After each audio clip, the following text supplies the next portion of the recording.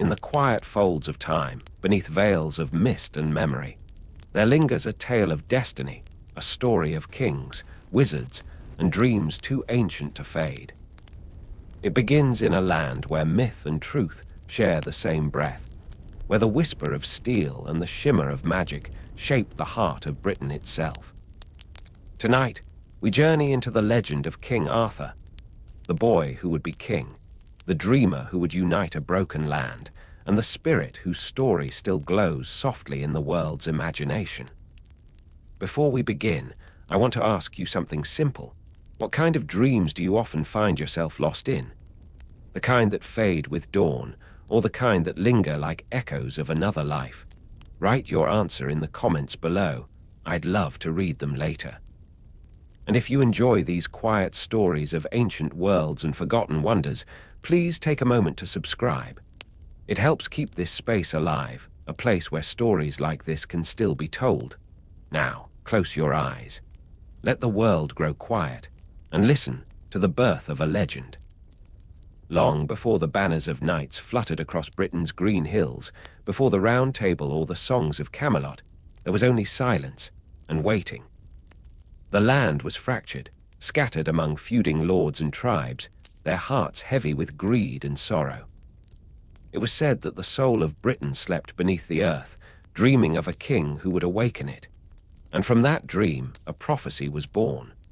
The story begins not in splendor, but in shadow, with a man named Uther Pendragon, a king whose power was great, but whose heart burned with longing.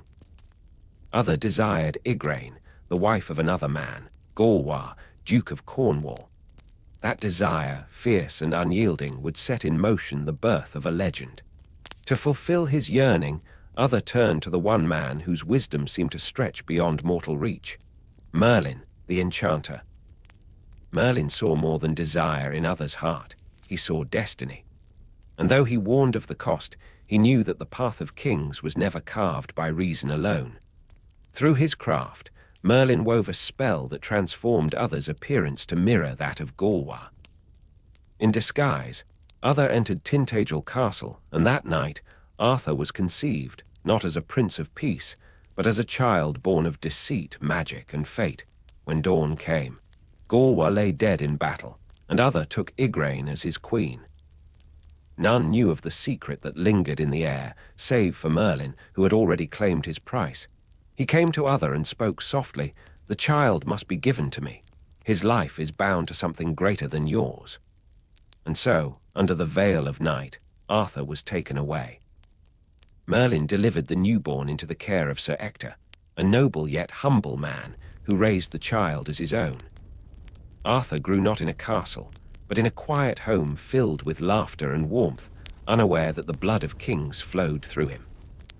The world beyond raged with war and ambition, yet in the fields and forests of his youth, the boy learned kindness, courage, and the rhythm of ordinary life. Meanwhile, the kingdom fell deeper into ruin. Uther's reign, troubled by guilt and betrayal, began to crumble. His enemies grew bold, and his once mighty heart faltered. On his deathbed, Uther raised his sword and cried, "By this sign shall the rightful king be known." And with those words, he thrust his blade deep into a stone, sealing both his kingdom and his hope within that cold embrace of iron and rock. The sword remained there, silent and waiting, as if listening for the footsteps of destiny. Time passed, and kings rose and fell. No one could draw the blade, though many tried. Some laughed, others cursed, but the stone remained unbroken. It became a monument to lost faith, a whisper of a promise the land no longer believed in. Arthur, still unaware of his lineage, grew into a boy of quiet strength and good heart. He helped his foster brother, Sir Kay, train for knighthood, and carried himself with humility that belied his hidden birthright. There were moments, though, when the wind stirred through the forest or the stars shimmered just right, that something deep within him stirred, as though the world itself was softly calling his name. And so it was, on a morning bright with frost, that fate would awaken. At a great tournament held to find a new ruler, Kay forgot his sword. Arthur, eager to help, searched for one to bring to him. His eyes fell upon the blade in the stone, gleaming faintly in the morning light. Without thought or pride, he reached out, and the sword came free as easily as drawing breath. The earth seemed to still. The sky held its breath, and somewhere in the unseen realms of spirit and prophecy, a circle closed. The boy had become the bridge between dream and destiny, between the world that was and the world that would be. The birth of Arthur was not merely the arrival of a king. It was the birth of an idea, that greatness can come from the humblest places, that destiny does not always announce itself with thunder, but with quiet purpose. The land, long broken, began to stir again, sensing the pulse of something ancient returning. And as the people gathered around the young boy holding the sword, they did not yet see the man he would become, only the light that flickered within him, fragile but unyielding. In that light, Britain found its heartbeat once more. The moment Arthur drew the sword from the stone, a silence fell that seemed to stretch beyond sound itself. Those who witnessed it stood in disbelief, the morning sun glinting off the blade as though the heavens had lit a fire in its steel. The boy's face was calm, uncertain even, unaware that the simple act of kindness he meant for his brother had altered the fate of a kingdom. When Arthur brought the sword to Kay, thinking nothing of it, his foster brother's eyes widened. Kay's heart trembled, torn between pride and fear. He showed the blade to his father, Sir Ector, and together they returned to the stone. There, in the soft hush of the courtyard, Sir Ector asked Arthur to return the sword to its resting place. The boy obeyed without question, sliding it once more into the stone's embrace. Then, as easily as before, he drew it out again. A whisper of awe spread among those gathered. Sir Ector fell to his knees, tears in his eyes. "My son," he said softly, "you are not of my blood, but your destiny is written by a higher hand. You are the rightful king." Arthur's heart faltered. The weight of those words pressed on him like the weight of the world. He looked at the sword, the crowd, the sky, and said only, "But I do not want to be king." Yet destiny, once stirred, does not rest. Word spread quickly, carried by breath and rumor, until it reached every corner of the land. Lords and knights came from far and wide, each demanding the test for themselves. Some scoffed, some raged, but none could draw the blade. Time and again, Arthur was asked to prove what the world refused to believe, and each time the stone yielded only to his touch. Still, not all accepted him. Many saw only a boy of unknown birth, a youth raised outside the halls of nobility. "A peasant cannot rule Britain," they cried, but Merlin returned then, like a shadow from prophecy, his presence quiet but commanding. "He is the son of other Pendragon," the enchanter revealed. And the sword has chosen him. The land itself has chosen him. Even then, Arthur hesitated. He did not hunger for power, he did not crave the throne, but he saw the faces of his people, weary, fractured, longing for hope, and in that moment he understood. A crown was not a prize to be seized, it was a burden to be carried. And so, though his heart trembled, he took the sword in both hands and accepted what fate had written. The coronation of Arthur was unlike any before. No feast, no fanfare, no triumph. The air was heavy with quiet wonder, as if the spirits of the old world had gathered to watch. When Arthur knelt before the altar, Merlin placed a hand upon his shoulder and whispered words that seemed to echo through ages yet to come. "The true king," he said, "does not command his people, he serves them." Thus began a reign born from silence and humility. Arthur sought not vengeance nor conquest, but unity. He gathered knights of courage and honor, men who would defend the weak and uphold justice. He listened to the poor and the wounded. He sought counsel not from flatterers, but from those who dared to speak truth. But beneath the peace he built, the world still held shadows. Some whispered of dark omens, of ravens circling over the hills, of storms that rose without wind. Merlin, too, grew solemn, his eyes often distant. "The wheel turns for all," he murmured, "even for kings." Yet he did not speak of the end, only of the road that must first be walked. Arthur himself often wandered alone beyond the castle walls, his thoughts heavy with questions. Why him? Why this path? He would kneel by streams or watch the stars over the moors, listening to the quiet hum of life that pulsed through the earth. In those still moments, he felt a strange peace, as though the land itself whispered back, "You were born to heal what was broken." The sword that had crowned him now rested always at his side, not as a weapon of power, but as a reminder. Its edge gleamed like truth, and on its blade were etched faint runes no scholar could read. Some said they were blessings, others said they were warnings. To Arthur they were both. And so the boy who had once fetched his brother's sword became the keeper of a kingdom's hope. His journey had only begun, but already the seeds of legend had taken root in the hearts of those who saw him not as a conqueror, but as a light in the darkness. The years ahead would test him beyond measure. Yet in that moment, beneath the calm gaze of Merlin and the gathering dawn, Britain knew that something greater than blood or birth had taken hold. A promise, ancient as the stars, had been kept. For where once there was silence, now there was song, the quiet song of destiny awakening, one heartbeat at a time. The years that followed Arthur's coronation were tender and uncertain, like the first breaths of dawn before the sun fully rises. The young king moved through the halls of his castle as though still learning how to carry the crown. His steps were measured, his eyes bright with wonder, but also touched by a quiet sadness. He ruled not from a throne of gold, but from a heart still uncertain of its own power. Merlin remained at his side, a constant presence in shadow and in light. The wizard's counsel was seldom loud, yet it shaped the rhythm of Arthur's early reign. "A king's true strength," Merlin often said, "lies not in the sword he wields, but in the compassion he dares to keep." Arthur listened, and slowly, the boy who had pulled the blade from stone began to grow into something more than a symbol. He became a leader who sought balance between justice and mercy. But beyond the walls of Camelot, the world remained restless. Old wounds did not heal easily. Rival lords tested Arthur's rule, whispering doubts into the hearts of men. Rebellion brewed in distant corners, where greed and envy found willing ears. Yet Arthur did not meet rebellion with cruelty. Instead, he rode out himself, unarmored save for his calm voice and clear eyes. Many times, it was said, his presence alone ended bloodshed before it began. Still, power is never given freely. There were those who saw in Arthur's kindness a weakness.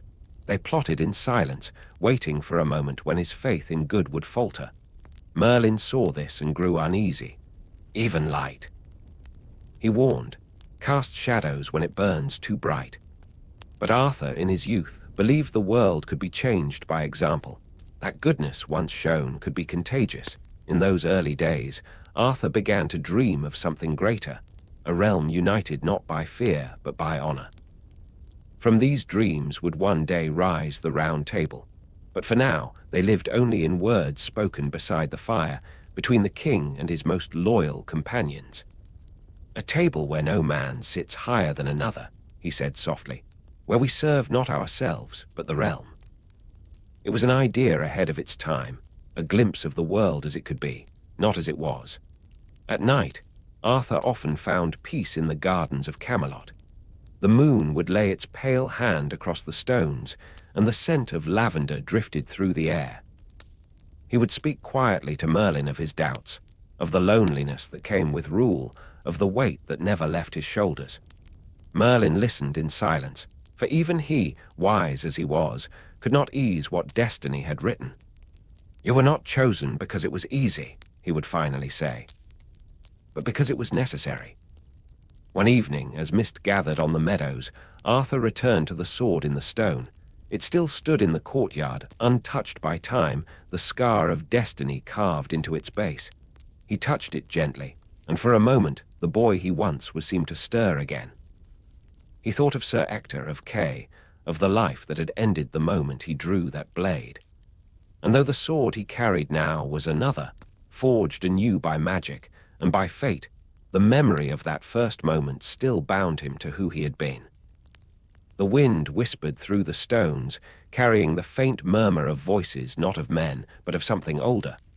Perhaps it was the land itself, remembering. For Britain, like Arthur, had been sleeping, waiting for its awakening. In the heart of its silence, new life was beginning to stir. As seasons turned, Arthur's name began to travel farther than his presence. Farmers spoke of a king who listened. Mothers told their children of a ruler who protected the innocent. Songs rose in the taverns, humble at first, then grander, weaving truth and wonder until both became indistinguishable. Thus, the boy who had doubted his own worth became, in time, a living legend, and with each passing day the legend began to eclipse the man. But Merlin watched with quiet eyes. "Be wary," he said one night as the stars trembled over Camelot. "When men worship their kings, they stop seeing their hearts." Arthur said nothing. He looked to the heavens, where constellations glittered like ancient runes, and wondered if even kings were bound by stars. He did not yet know how deep the road of destiny ran, nor the trials that awaited him. But the light within him burned steady, and the realm, weary from centuries of strife, began at last to dream again. And so the legend was born, not from conquest, nor from prophecy fulfilled, but from a quiet heart that believed in a better world. In the stillness of the night, the wind carried a promise through the valleys and over the hills. That one day, even when the king was gone, his dream would remain. Before Excalibur gleamed in Arthur's hand, before it became a symbol whispered across kingdoms, there was only a sword in a stone, cold, immovable, and silent as the grave. It stood in the churchyard at the heart of London, set upon an anvil of iron. None knew who placed it there, nor how long it had waited. Upon the blade were words carved in a language that shimmered when touched by sunlight. "Whoso pulleth out this sword from this stone and anvil is rightwise king born of all England." In those years, the land lay divided. The death of other Pendragon had left a kingdom without a crown, and every noble thought himself chosen by fate. Battles erupted like storms across the countryside, lords clashing for thrones, brothers turning against brothers. Yet the sword remained, untouched and unclaimed, as if the earth itself guarded its secret. When Arthur came upon it, he did not know what it was. The boy was small for his age, quiet, thoughtful. Raised as a foster son under Sir Ector's care, he knew nothing of royal blood. He fetched water, tended horses, and watched the knight's train with wide-eyed wonder. But destiny, ever silent, was already moving in the background, waiting for the moment when the ordinary would touch the divine. It was on a cold morning when Arthur's story changed forever. The air was sharp with frost, and the streets of London were alive with the breath of winter. Tournaments had gathered knights from all across the realm, each hoping to prove his worth. Arthur accompanied his foster brother Kay, carrying his armor, his sword, his pride. But amid the noise and excitement, Kay realized he had left his blade behind at their lodging. "Fetch it, Arthur," he said impatiently. "I cannot fight without it." Arthur nodded and ran through the winding streets, but when he reached the house, the door was locked and none were within. Desperate, he looked around and saw, rising from the mist in the churchyard, the sword in the stone. It gleamed faintly under the pale sun, as though it breathed with its own light. He approached it with the innocent simplicity of a boy who did not yet know what destiny looked like. His breath clouded the air as he reached out, fingers trembling not with fear but with wonder. There was no ceremony, no thunder from the heavens. He merely grasped the hilt, gave a gentle pull, and the sword slid free, smooth as silk, as though it had always been waiting for him. The world, for a heartbeat, held its breath. The air seemed to hum softly, and a faint warmth spread through Arthur's hands. He looked around, startled, half expecting someone to stop him, but there was no one. Only silence, the kind that follows miracles. When he returned to Kay, he handed the sword to him without a word. Kay stared at it, eyes widening. He knew this blade, as did every knight in the realm. It was no ordinary sword. "Where did you get this?" he demanded. Arthur pointed back toward the churchyard. "From the stone," he said simply. At once, the crowd gathered. Lords, priests, and knights came running, each eager to test the miracle for themselves. One by one, they tried to replace and withdraw the blade, and one by one they failed. Only when Arthur touched it again did it come free as easily as before. Murmurs rippled through the air, disbelief, awe, and then, slowly, reverence. Merlin appeared then, as though summoned by the turning of fate. His eyes gleamed beneath the hood of his cloak. "So it begins," he murmured. "The hand that draws the sword is the hand that heals the land." But even as they crowned the boy, doubt lingered in the hearts of men. Many refused to kneel, calling it sorcery or trickery. Some whispered that Merlin had bewitched the stone. Others claimed that destiny could not choose a child, yet the sword did not lie. Each time Arthur placed it back into the stone, only he could draw it forth again. Still, the young king felt no triumph. When he held the sword aloft before the crowd, he did not feel power surge through him, only a quiet, aching understanding that nothing would ever be the same. That night, as the fires burned low and the cheers faded into distant echoes, Arthur sat alone with the sword beside him. Its blade caught the moonlight, throwing patterns across the walls like rippling water. He ran his fingers along the edge, feeling not its sharpness, but its weight, not of steel, but of destiny. In that moment he whispered softly to the silence, "Why me?" The sword did not answer. Yet in its gleam, there was something ancient, a promise perhaps, or a warning, that every gift from fate must one day be repaid. And so began the legend of the sword in the stone, the first chapter in the long tale of Excalibur, the weapon that would come to define a king, and the destiny that would one day break his heart.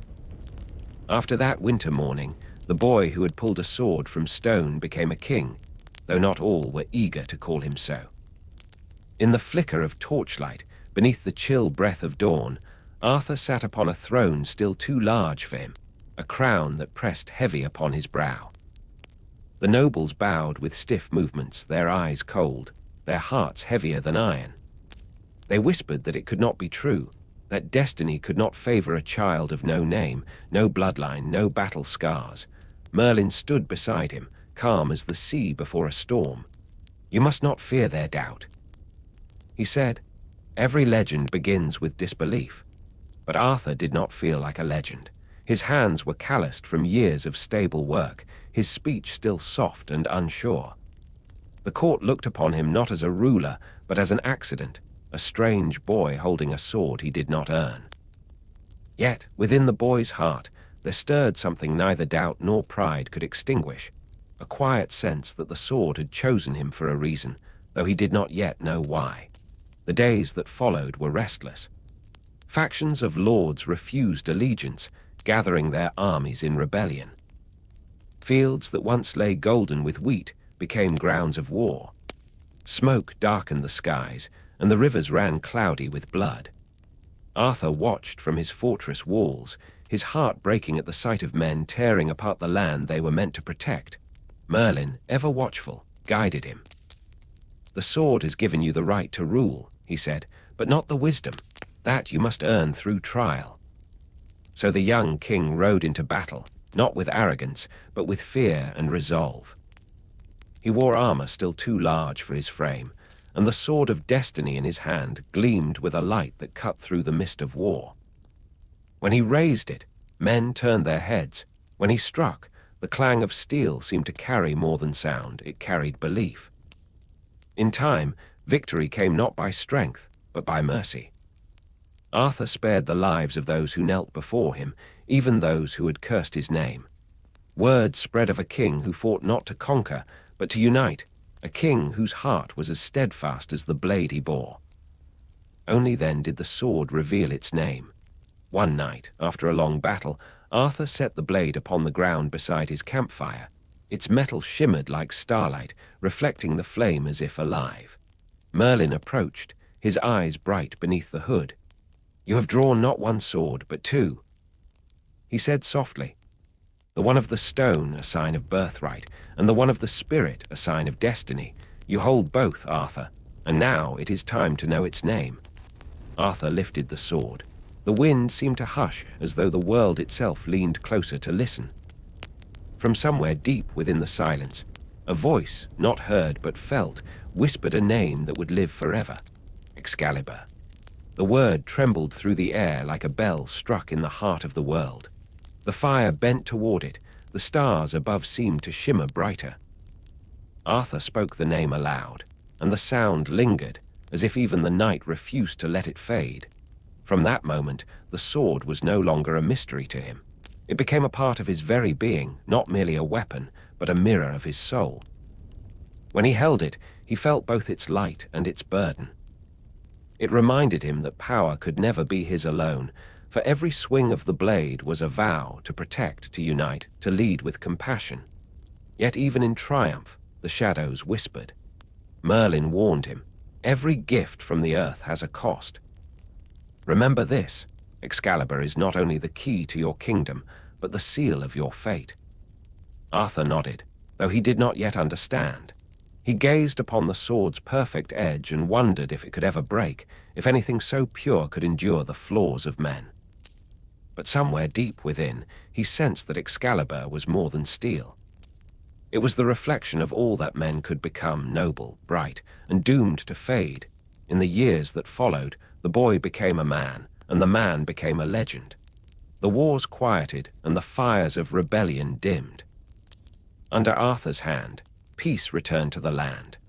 Roads were rebuilt, oaths renewed, and hope, long buried beneath the ashes of greed, began to bloom again. And in every village, every hall, every hearth, people spoke of the moment the sword was pulled from the stone. They told their children that it was not strength that freed it, but purity of heart. They said that when Arthur's hands touched the hilt, it was as though the earth itself recognized its king. But destiny is never still. Though peace had come, fate waited, silent and patient, for the day when the same sword that made a king would also test his soul. For Excalibur was not merely a gift, it was a promise, and every promise in time must be kept. When Arthur first raised Excalibur, the sword seemed weightless in his hands, as though it recognized him. The polished steel reflected not just his face, but something deeper, an inheritance older than his name. Around him, the murmurs of disbelief turned to reverent silence. No longer was he the nameless boy raised in secrecy. He was the rightful king, chosen by destiny itself. Yet destiny, as all legends remind us, is never gentle. In the quiet days that followed his coronation, the sword became more than a symbol. It was a mirror of Arthur's heart, bright when his intentions were pure, heavy when doubt shadowed his mind. Some say Excalibur sang in battle, its edge glowing faintly under sunlight or moon. Others whispered that it drew its strength not from iron, but from the soul of the one who wielded it. For when Arthur lost faith in himself, even the sword's gleam would dim. Many tales confuse Excalibur with the sword in the stone, though they were not the same. The sword of kingship was a sign of divine right, but Excalibur, the blade given by the Lady of the Lake, was a covenant, a promise between mortal and mystical realms. One sword marked the beginning of Arthur's reign, the other tested his worth to hold it. Together, they formed the twin pillars of his legend, power and responsibility. The Lady of the Lake herself was a figure of haunting grace, said to appear from still waters that mirrored the sky. Some believed she was a guardian spirit from Avalon, others thought her the last of the Fae. When Arthur received Excalibur from her hands, it was not a gift freely given, it was a pact. "Swear to rule with wisdom," she is said to have told him, "and to wield no blade in pride or cruelty. For this sword drinks not only blood, but the fate of those who hold it." Arthur bowed and accepted her charge, but her warning would echo in his heart for years to come. Time, however, is a slow and merciless teacher. As Camelot grew in splendor, so did the burdens on Arthur's soul. Wars tested his ideals, betrayal tested his patience. Excalibur, shining always at his side, reminded him of what he must uphold. Yet even the purest heart can waver. In moments of despair, when the round table fractured under human weakness, he would draw the sword and stare into its light, wondering if it had chosen the right man after all. Some say that Excalibur could cut through anything, even truth. It revealed the lies men told themselves, exposing pride, envy, and sorrow with its reflection. When Arthur raised it against an enemy, he often saw not hatred, but kinship, another soul caught in the endless turning of fate. For all its power, the sword never brought peace. It only revealed the cost of striving for it. As the years passed, the blade's legend spread far beyond Camelot. It became a symbol not of war, but of the impossible dream, a world where might served right, and kings ruled not by fear, but by honor. Yet legends, like all things, fade. In the end, when Arthur's final battle came upon the misty fields of Camelot, Excalibur's light flickered one last time, catching the dawn like a dying star. Mortally wounded, Arthur called upon Sir Bedivere, the last of his loyal knights. "Take this sword," he said, "and cast it into the lake from whence it came." Bedivere hesitated. How could he part with such a sacred relic? Twice he disobeyed, hiding the sword among reeds. But when Arthur's eyes dimmed with pain, the knight's heart broke, and he fulfilled his oath. As Excalibur arced through the air, the dawn caught upon its blade, scattering light across the water. Then, from the depths, a hand rose, pale and serene, and caught the sword by its hilt. Slowly, it sank beneath the rippling surface, vanishing forever into legend. Some say the Lady of the Lake still keeps it, waiting for the day when Britain's greatest king shall rise again. And so, the promise remains. When darkness falls upon the land once more, Arthur will return, and with him, the sword that never truly left the world. Long before Arthur drew the sword from the stone, before Camelot's towers gleamed beneath the morning sun, there was Merlin, the man, the myth, the voice that whispered to kings and shadows alike. His name carried the scent of wild forests and storm winds, and wherever he walked, the veil between worlds seemed thinner. Some called him prophet, others sorcerer, and still others, the last bridge between the age of gods and the age of men. It was said Merlin was born of both worlds, a mortal woman and a spirit of the air. From this union came a child neither fully human nor fully divine, gifted with sight that pierced the weave of fate itself. He could see the shape of things before they came to pass, and though his power was vast, it bore a heavy cost. For those who glimpse the future often find peace forever beyond their reach. Legends tell that even in youth, Merlin spoke with riddles that bent the minds of those who heard him. He would gaze at a seed and speak of forests not yet grown, or watch the flight of birds and name kings not yet born. His laughter echoed through the woods like a secret shared with the wind. He did not serve men, nor spirits, but the balance between them, the unseen order that holds the world in quiet harmony. It was this balance that drew him to Arthur. The stories vary. Some say he guided the boy's birth, others that he shaped his destiny from afar. When the future king was but a child hidden from the eyes of the realm, Merlin watched over him in silence. He saw in Arthur not merely a ruler, but a chance to heal the wound between might and mercy, to shape a king worthy of both crown and conscience.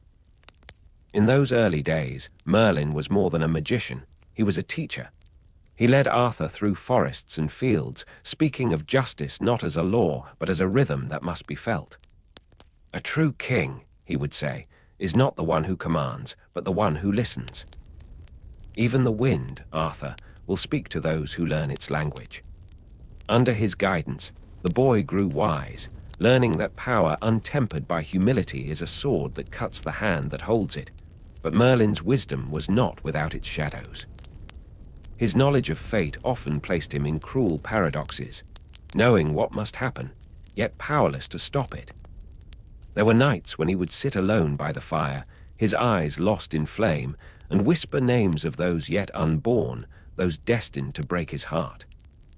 Some claimed he foresaw the fall of Camelot long before its foundations were ever laid.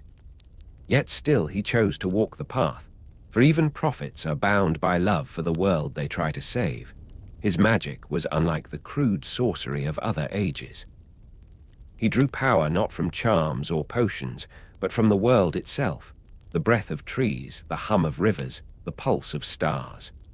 To Merlin, the earth was alive, and he was merely its interpreter. When storms raged, it was said he could calm them with a word. When enemies approached, he could make them forget their purpose with a glance. But the greater his magic grew, the more solitude clung to him. Great power, after all, is a lonely gift. It was Merlin who led Arthur to the sword in the stone, though he spoke of it in riddles. Only when strength and spirit are one, he said, will the true king claim his birthright. When Arthur drew the sword, Merlin did not cheer, he simply smiled as though witnessing the inevitable. To him, destiny was not triumph, but completion, the closing of a circle that had been turning for centuries. Yet even as Camelot rose and Arthur's fame spread across the lands, Merlin remained a step apart. He was the unseen hand that guided the kingdom's fate, the quiet conscience behind its glory. Kings and knights sought his counsel, but few ever understood him.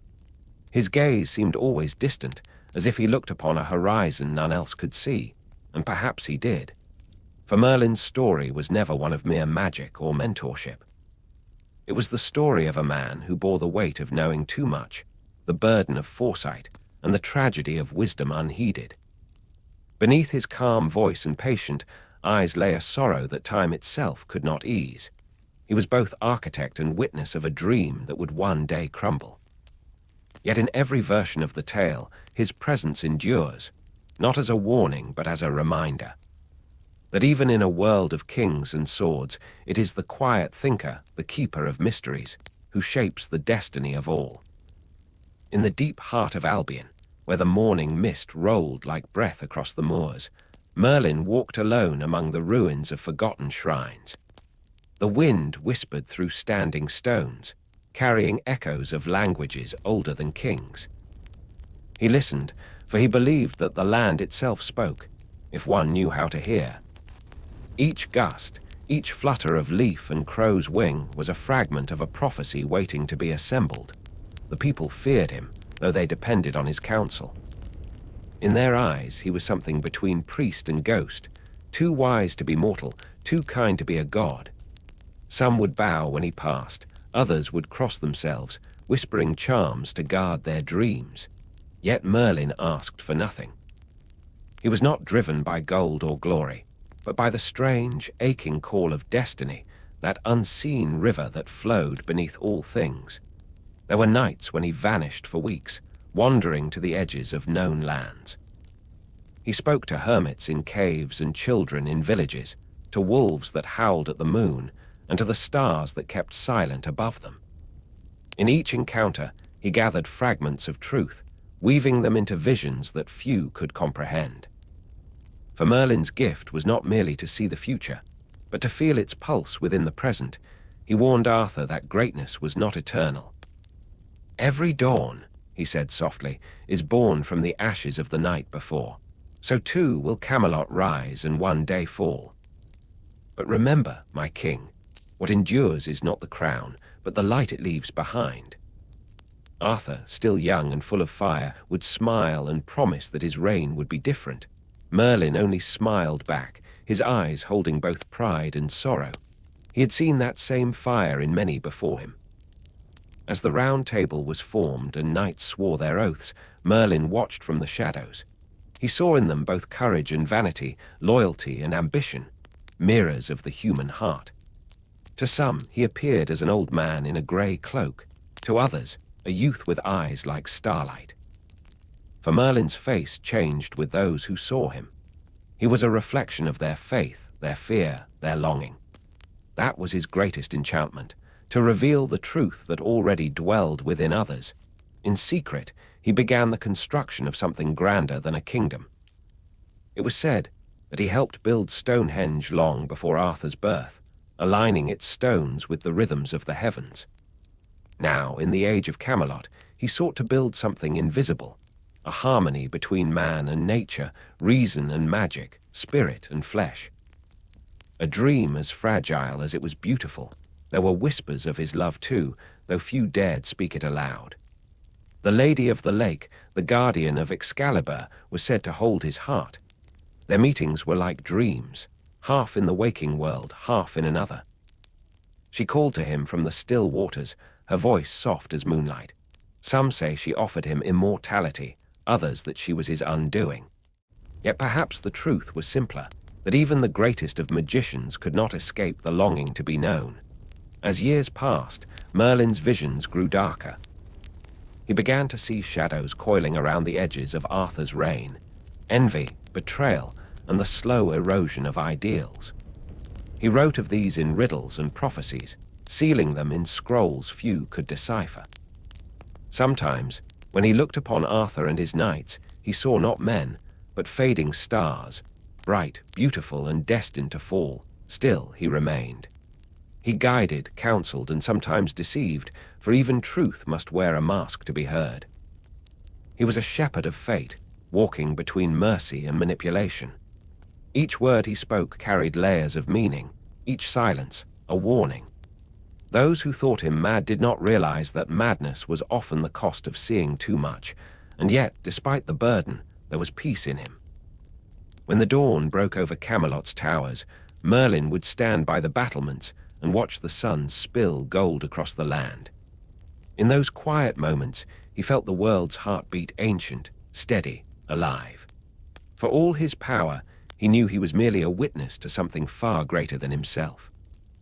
There came a day when he spoke to Arthur beneath the sacred oak where their paths had first crossed. "When my counsel no longer guides you," he said, "listen to the earth, for it remembers everything we forget." Arthur nodded, though he did not yet understand. The king saw an old friend, but Merlin saw a prophecy nearing its end. Soon he would vanish into legend, trapped, some say, by love, others say by fate. But not yet, for there was still light to kindle, still hearts to awaken, still dreams to shape. And as he turned toward the forest, cloak whispering against the grass, the wind carried his voice like a final benediction, soft, ancient, and unending. As time flowed gently through Camelot's golden years, Merlin began to fade from the daily life of the court. He was still spoken of with reverence, his name uttered in whispers whenever a mystery unfolded or a dream came true. Yet his presence grew like a shadow, felt more than seen. He wandered deeper into the wild, as though drawn by some silent summons only he could hear. The realm of men, with its feasts and feuds, began to feel too loud for the rhythm of his soul. In those twilight wanderings, Merlin found solace in the quiet places of the world. He walked where streams whispered to the stones, where owls sang to the stars, and where the veil between the living and the unseen world grew thin as breath. The forest became his cathedral, the wind his hymn. He no longer sought to shape the destiny of kings. Instead, he listened to the pulse of the world itself, content to be its humble interpreter. But the world he had guided was changing. Camelot's peace trembled beneath the weight of human hearts, ambition, desire, jealousy. The round table, once a symbol of unity, began to crack under the strain of pride. Merlin foresaw it all, each fracture like a line of lightning across the horizon of time. Yet he did not intervene. He had learned that fate, once woven, cannot be unmade without tearing the fabric of everything. One night, under a silver moon, he returned to the shores of Avalon. The Lady of the Lake was waiting, her eyes aglow with the sadness of eternity. "You have carried their dreams far enough," she told him. "It is time to rest." But Merlin shook his head. "There is still much to be done. The king must walk his path to the end, and I must watch." She smiled, faint and knowing. "Even you, old friend, cannot outlast sorrow." It was there that the stories begin to blur into legend. Some say that he fell in love with Nimue, a maiden who sought his wisdom. She was curious and bright, and he, weary of solitude, taught her the secrets of the stars and the whispering earth. But as her knowledge grew, so too did her power and fear. One evening, beneath the boughs of an ancient tree, she trapped him within a circle of enchantment, binding him forever within the breath of nature itself. Others claim he allowed it willingly, choosing the silence of the world over the noise of human folly. In that final moment, as the spell closed around him, Merlin did not resist. He felt the threads of time unwind from his spirit, heard the sigh of the forest embracing him. The leaves shimmered with gold as though touched by the sun's last farewell. His final words were soft, carried by the wind across the ages. "I have done what I could. The rest belongs to them." And so the enchanter vanished, not in death, but in transformation. The woods that swallowed him seemed to breathe his presence. Travelers who wandered too deep sometimes spoke of a figure glimpsed among the mist, or of voices that murmured counsel when the night grew still. The old oaks creaked with wisdom, the rivers hummed with secrets. It was said that Merlin had become one with the land, his spirit twined into the roots of Britain itself. Arthur, upon learning of his disappearance, mourned deeply. He rode to the edge of the forest where Merlin was last seen and called his name, but no answer came, only the sigh of the wind like a lullaby. The king dismounted, laid his hand upon the earth, and whispered, "Then guide me still, old friend, even from the shadows." And somewhere unseen, the air stirred in reply. Years later, when the world had grown dim with war and betrayal, there were those who claimed to hear his voice again, soft as a memory, calm as dawn. "Do not despair," it said, "for even in ruin the seed of hope remains." Perhaps it was only the wind. Perhaps it was something more. Thus, the tale of Merlin did not end with chains or death, but with return to the source, the soil, the eternal rhythm he had always served. To those who listen closely, his magic still lingers. In the rustle of leaves, in the stillness before a storm, in the quiet courage of dreamers who dare to shape the world anew. For Merlin was never truly gone. He was, and is, the whisper in the dawn, the shadow beside the flame, the eternal watcher between worlds. And in every age that follows, when the world forgets its wonders, his spirit stirs again, reminding humankind that there is no boundary between myth and memory, only the faint shimmer of belief. In the heart of Camelot, where sunlight draped the marble halls like liquid gold, there stood a table unlike any other in the world. It was vast, circular, and carved with the care of sacred purpose.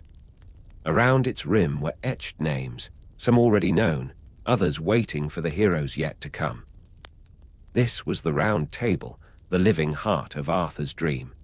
It was not built for kings and their subjects, but for equals. Every knight who sat there faced no one above or below him. In that circle, all men shared the same horizon. The table was said to have been a gift from the Lady of the Lake, brought from Avalon's timeless waters, though others whispered that Merlin himself had shaped it from the wood of a single ancient oak, one that grew where heaven's light first kissed the earth. Its perfection carried a symbol too profound to ignore. No head, no foot, no end. In that shape, Arthur saw the image of what his kingdom could be, a realm where valor and virtue mattered more than birth or blood. Each seat was marked with runes that shimmered faintly in candlelight. One place, the Siege Perilous, was left empty, reserved for the knight pure enough to find the Holy Grail. To sit there unworthy was to invite death. The others regarded that seat with reverence, a reminder that even among the noble, perfection belonged to no mortal hand. In time, the table drew to it the greatest knights of legend. There was Sir Lancelot, noble and unmatched in battle, whose heart was as torn as it was brave. Sir Gawain, whose strength waxed and waned with the sun. Sir Percival, the innocent seeker of truth. Sir Galahad, the pure spirit born of devotion. And many more, each carrying his own shadow and light. They came from distant lands, called by the quiet force of Arthur's vision, a dream that seemed to pulse from the stone walls of Camelot itself. Their days were filled with purpose. At dawn, the horns would sound across the courtyard, summoning the knights to gather. They spoke of quests and oaths, of dragons slain and maidens rescued, of wrongs to be righted in a world still raw with suffering. And when they returned from their journeys, They would kneel before Arthur, laying down their trophies, symbols not of conquest but of service. The king would rise, his voice calm as the sea, and say, "What you bring here is not for me, but for all." The Round Table was more than a meeting place. It was a mirror. In its reflection, each knight saw not only his glory but his flaws. For in striving to live by its code, honor, courage, mercy, they discovered the hardest battle was not against an enemy of flesh and steel, but against the shadows within their own hearts. Merlin, before his vanishing, had spoken of this truth to Arthur. "A circle," he said, "is the shape of eternity. But it is also the shape of reflection. What is given returns. What is broken finds its way back. Beware, my king, that your table does not become a ring of pride." Arthur had smiled then, not yet seeing the storm that would one day come. For in the warmth of Camelot's youth, all seemed unbreakable. As the years passed, the knights' legends spread across the realm. Children whispered their names as stars glimmered overhead. Songs were sung of their valor, of battles against beasts and dark sorcery. Yet beneath the music of fame, a quiet melancholy began to hum. For not all victories left joy in their wake. Some knights returned home changed, haunted by what they had seen, or by what they had done in the name of honor. Still, Arthur's dream endured. In every gathering, the table gleamed like a beacon of hope, its circle unbroken. Even the humblest knight could look upon it and feel a part of something greater, something eternal. And in those moments, when the torches flickered low and the night pressed close against the castle walls, they would raise their cups and remember why they had come, not for glory or riches, but for a vision of a better world. The Round Table became more than stone and wood. It became legend itself. It was said that as long as it stood, Camelot's light would never fade. And though the years ahead would bring trials none could yet imagine, in that golden age, the circle held firm, radiant as the dawn, endless as the dream of unity it symbolized. For a while, it seemed that even time bowed to its perfection. The knights laughed, feasted, and rode out beneath the banners of Arthur's crest, a red dragon against white, and the world believed that goodness could indeed endure forever. The days of Camelot shone brightest when the Round Table stood at the center of its glory. Around it, laughter rang like chimes in the great hall, and the golden banners of Arthur's crest swayed gently in the breeze from the open windows. The king's dream of unity had become a living thing, each knight a voice in a grand harmony that sang of courage, loyalty, and the pursuit of a higher truth. But no harmony endures forever. Beneath the shining surface, small cracks began to form, hairline fractures that only the patient eyes of fate could see. Sir Lancelot, the greatest of Arthur's knights, carried within him both light and sorrow. His strength on the battlefield was legend, his honor was unmatched. Yet his heart had strayed to forbidden love, toward Queen Guinevere, Arthur's own beloved. It began as devotion, pure and wordless, but the fires of the heart cannot be contained forever. The love that had once been silent grew into a quiet ache, then into a dangerous truth whispered in the shadows of the castle. Many among the knights saw it and said nothing. For how could they speak of betrayal when the greatest knight and the noblest queen were bound by forces larger than will? Yet the table, perfect in its symmetry, began to tremble under the weight of that secret. What had once been a circle of unity now became a mirror reflecting hidden desires. Meanwhile, Arthur, though wise and noble, was still human. He felt the subtle distance growing between himself and the ones he loved most. At the table's gatherings, when the torches burned low and silence filled the hall, he would glance toward Lancelot and Guinevere and sense the ache in the air. Still, he said nothing. For the king, too, lived within the dream he had built, and to name its cracks was to admit that it could break. Beyond Camelot, darkness stirred. The land that had once known peace began to shift again toward unrest. Bandits returned to the woods, warlords rose in forgotten corners of the realm, and whispers of rebellion traveled on the wind. Some knights grew restless, feeling their vows grow heavy. Others sought the thrill of quest once more, leaving the safety of the castle walls. It was during this uneasy calm that new stories were born of the quest for the Holy Grail, of visions seen in dreams, of the pure-hearted Galahad who would rise above them all. The table's meaning deepened. It was no longer just a symbol of unity, but of longing. Each man saw in it a reflection of his own soul's desire, to be whole, to be forgiven, to touch the divine. Yet, as they chased the Grail, something was lost. The knights who departed on that sacred journey seldom returned, and those who did came back changed. Some spoke of light too bright for mortal eyes. Others remained silent, their spirits broken by what they had failed to find. The once full table now bore empty seats, and each vacancy was like a wound that would not heal. Merlin's warning echoed through the corridors of memory. A circle can hold light or shadow, my king, depending on what it reflects. Arthur understood at last. His dream had not failed, but it had demanded more of mortal hearts than they could bear. The purity he sought in men had clashed with the imperfection that made them human. Still, he tried to mend what was left. He gathered those who remained, Gawain, Bors, Bedivere, and spoke to them not as their king, but as a man. "We are all seekers," he said quietly, "and the path to truth is not straight. The table was never meant to be perfect. It was meant to remind us to keep trying." For a time, hope flickered once more. The feasts returned, though laughter now carried a wistful tone. The tales of old glories were told with trembling voices.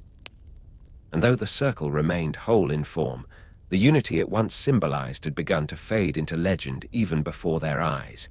In the quiet hours of twilight, Arthur would sometimes walk alone into the great hall, the torches dimmed, the table gleaming faintly in the moonlight. He would trace his fingers along its edge, feeling the names of his knights beneath his touch, some carved deep, others worn by years, and he would whisper, almost to himself, "We tried." Outside, the night wind would stir, carrying the scent of rain and the soft rustle of the forest beyond the walls. The dream of Camelot lingered there, suspended between myth and memory, waiting for the dawn that might never come. The round table had given them greatness, and it had also revealed the truth that even the purest visions are fragile. Yet in that fragility lay its true beauty. For as long as men remember to gather as equals, to seek honor even through heartbreak, the circle endures. It was never just wood and stone. It was a promise. The sun was low over Camelot, casting long golden rays across the great hall where the round table stood in quiet majesty. Dust drifted lazily through the air, like tiny ghosts of the past suspended in light. Once this room had been filled with music, laughter, and the sound of goblets clinking in celebration. Now it echoed with memory. Arthur sat at the head of the table, though there was no true head to the circle he had made. That had been the point. No man higher, no man lower. Yet the weight of the crown bent him all the same. Before him lay the empty seats of his companions. Gawain, away at war, Percival, gone on his endless quest, Lancelot, vanished into exile, and so many others whose fates were written beyond his reach. He remembered the first gathering, how bright their eyes had been, how young their hearts, how pure their dreams. They had believed in something greater than themselves, and for a moment it had been real. The round table had not just been furniture, it had been a living thing, pulsing with the shared breath of men bound by purpose. But time had worn it down. Pride, love, jealousy, and fate had all taken their turn at carving away the dream until only fragments remained. Far beyond Camelot's walls, storms gathered. Rumors of rebellion and treachery grew stronger. Whispers carried the name Mordred, Arthur's own blood, born of sin and secrecy, now turned against him. The circle that had once united the realm would soon be tested in the fire of betrayal. Yet even as darkness drew near, a strange peace filled the air. The remaining knights came together one last time, answering Arthur's call. They entered the great hall like ghosts returning home, their armor dented, their faces marked by years of battle and loss. Each took his place around the table, and for a moment the circle was whole again. Arthur rose slowly. "Brothers," he said, his voice soft yet unshaken, "the time we dreamed of may be ending, but do not think it lost. The table was never meant to last forever. Its shape, its wood, its weight, these are only symbols. What it stands for cannot be destroyed." The knights bowed their heads. The air was thick with grief, but also with reverence. For they knew that even as Camelot crumbled, its light would outlive them all. In the silence that followed, a memory stirred within Arthur, a vision of the night Merlin had first spoken of destiny. "You will build something that men will remember," the old wizard had said, "not because it is perfect, but because it is human." Those words now burned like truth in Arthur's heart. As the torches flickered, Lancelot entered quietly from the shadows. His armor was worn, his eyes tired, but when he knelt before Arthur, the room seemed to breathe again. "Forgive me, my king," he whispered. Arthur placed a hand upon his shoulder. "You have already been forgiven, old friend," he said. "We are all broken pieces of the same circle." It was the last time they would stand together. Days later, the battle came, a storm of steel and sorrow upon the fields of Camelot. Arthur and Mordred met at last beneath a grey, weeping sky.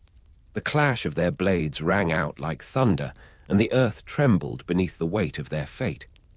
When the dust settled, both lay dying among the fallen. As the world dimmed around him, Arthur's thoughts drifted back to the Round Table. He saw it not as a relic of wood and legend, but as a reflection of the human spirit, noble, flawed, eternal. He saw the faces of his knights, their laughter, their dreams, and he knew the circle had not ended. It had only changed form. Sir Bedivere, faithful to the end, carried the wounded king to the lake where the Lady of the Water waited. With trembling hands, he cast Excalibur back into the mist, its blade catching the dying light before vanishing beneath the surface. The legend, it seemed, had folded itself back into eternity. In that stillness, Arthur spoke his final words. "Tell them, we tried." Then the mists rose and carried him toward Avalon, where time no longer mattered, and though the table fell silent, its story did not. The circle of equality and honor lived on, in every tale told by fireside, in every act of courage born from despair, in every heart that believes in a better world. The Round Table was not just Camelot's dream, it was humanity's. Some say the table still exists, hidden deep beneath the ruins of the old castle, waiting for those pure enough to restore its light. Others say it never truly left, that wherever people come together in trust and hope, the Round Table appears again, unseen but enduring. For dreams do not die, they only rest, waiting for the hearts brave enough to remember. They say Camelot was not built of stone alone. It was shaped by dreams, by faith, and by the hands of those who believed in a world untouched by greed and sorrow.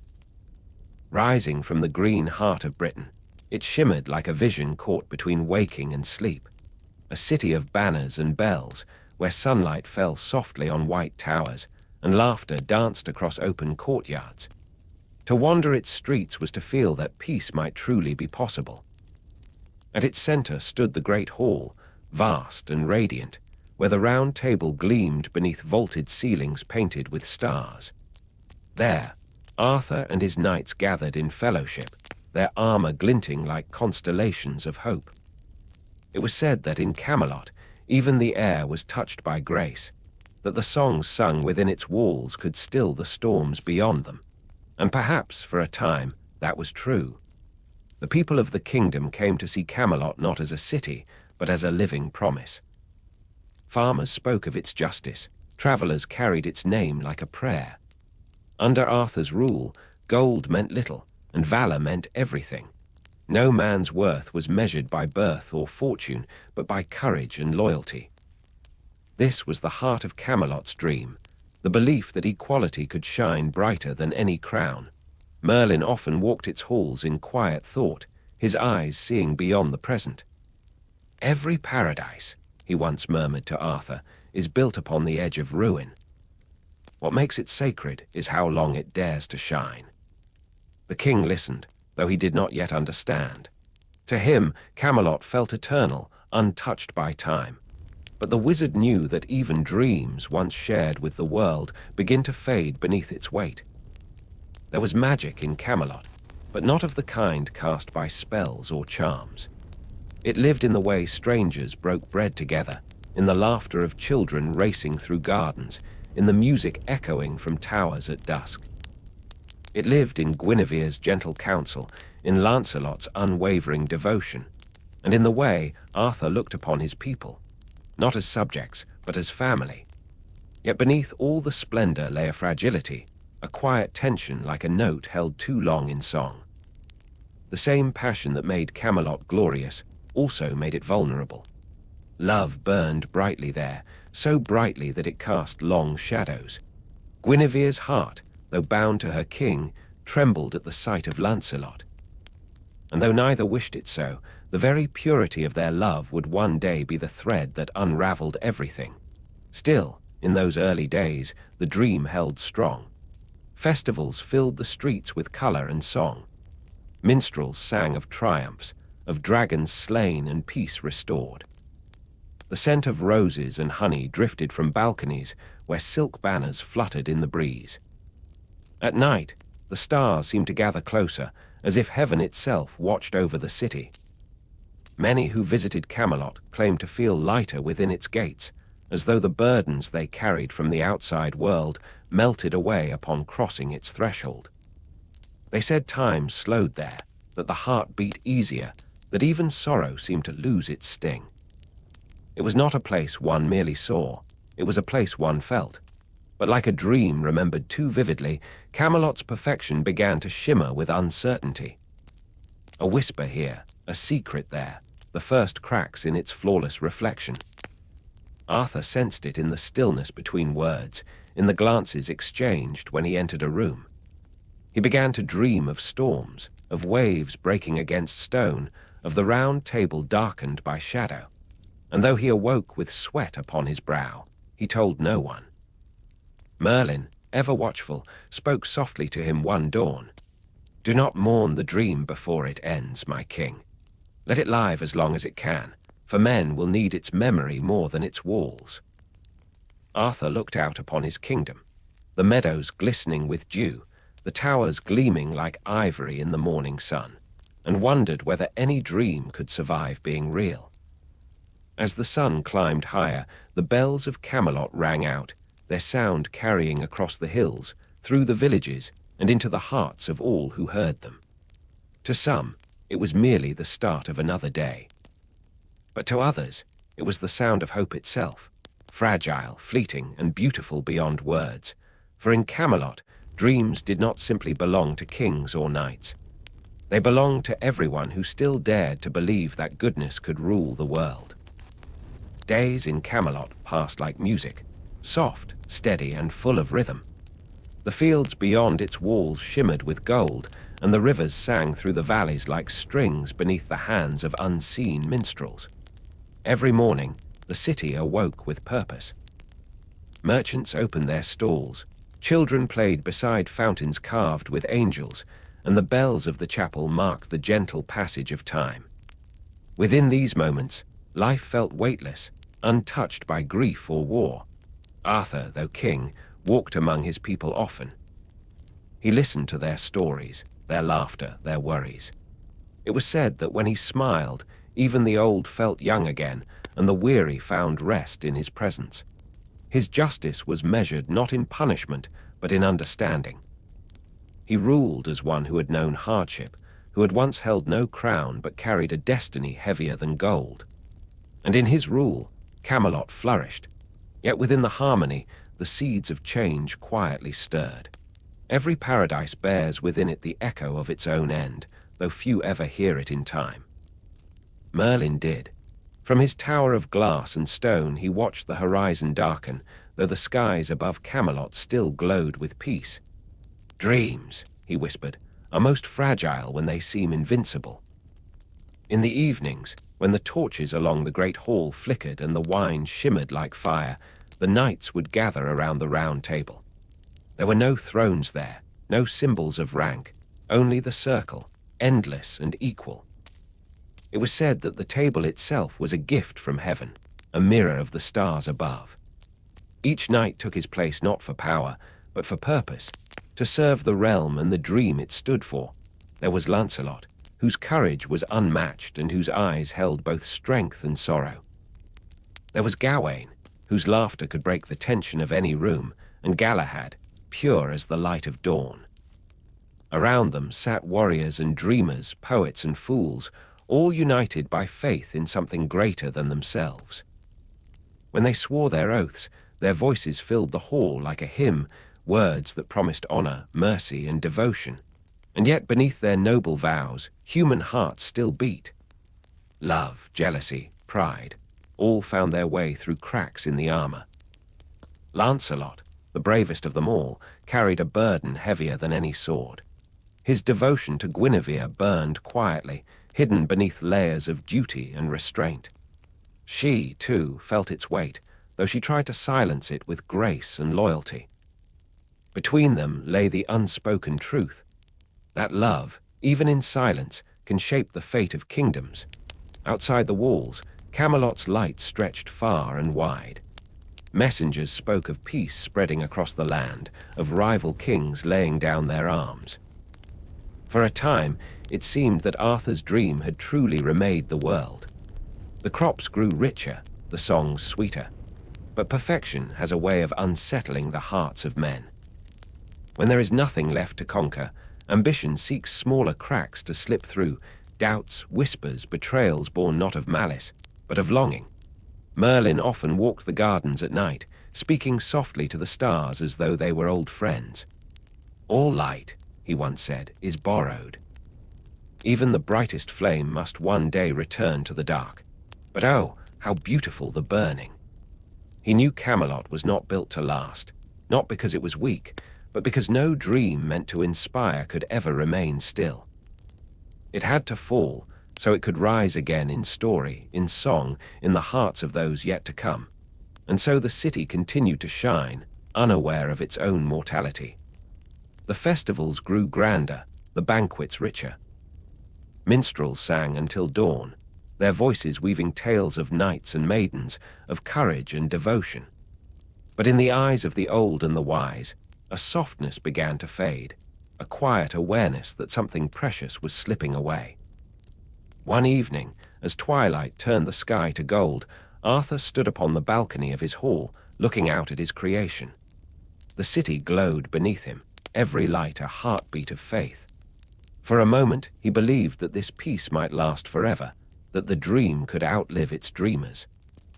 And yet, in the wind that brushed his cheek, he thought he heard a whisper, soft, distant, and sorrowful.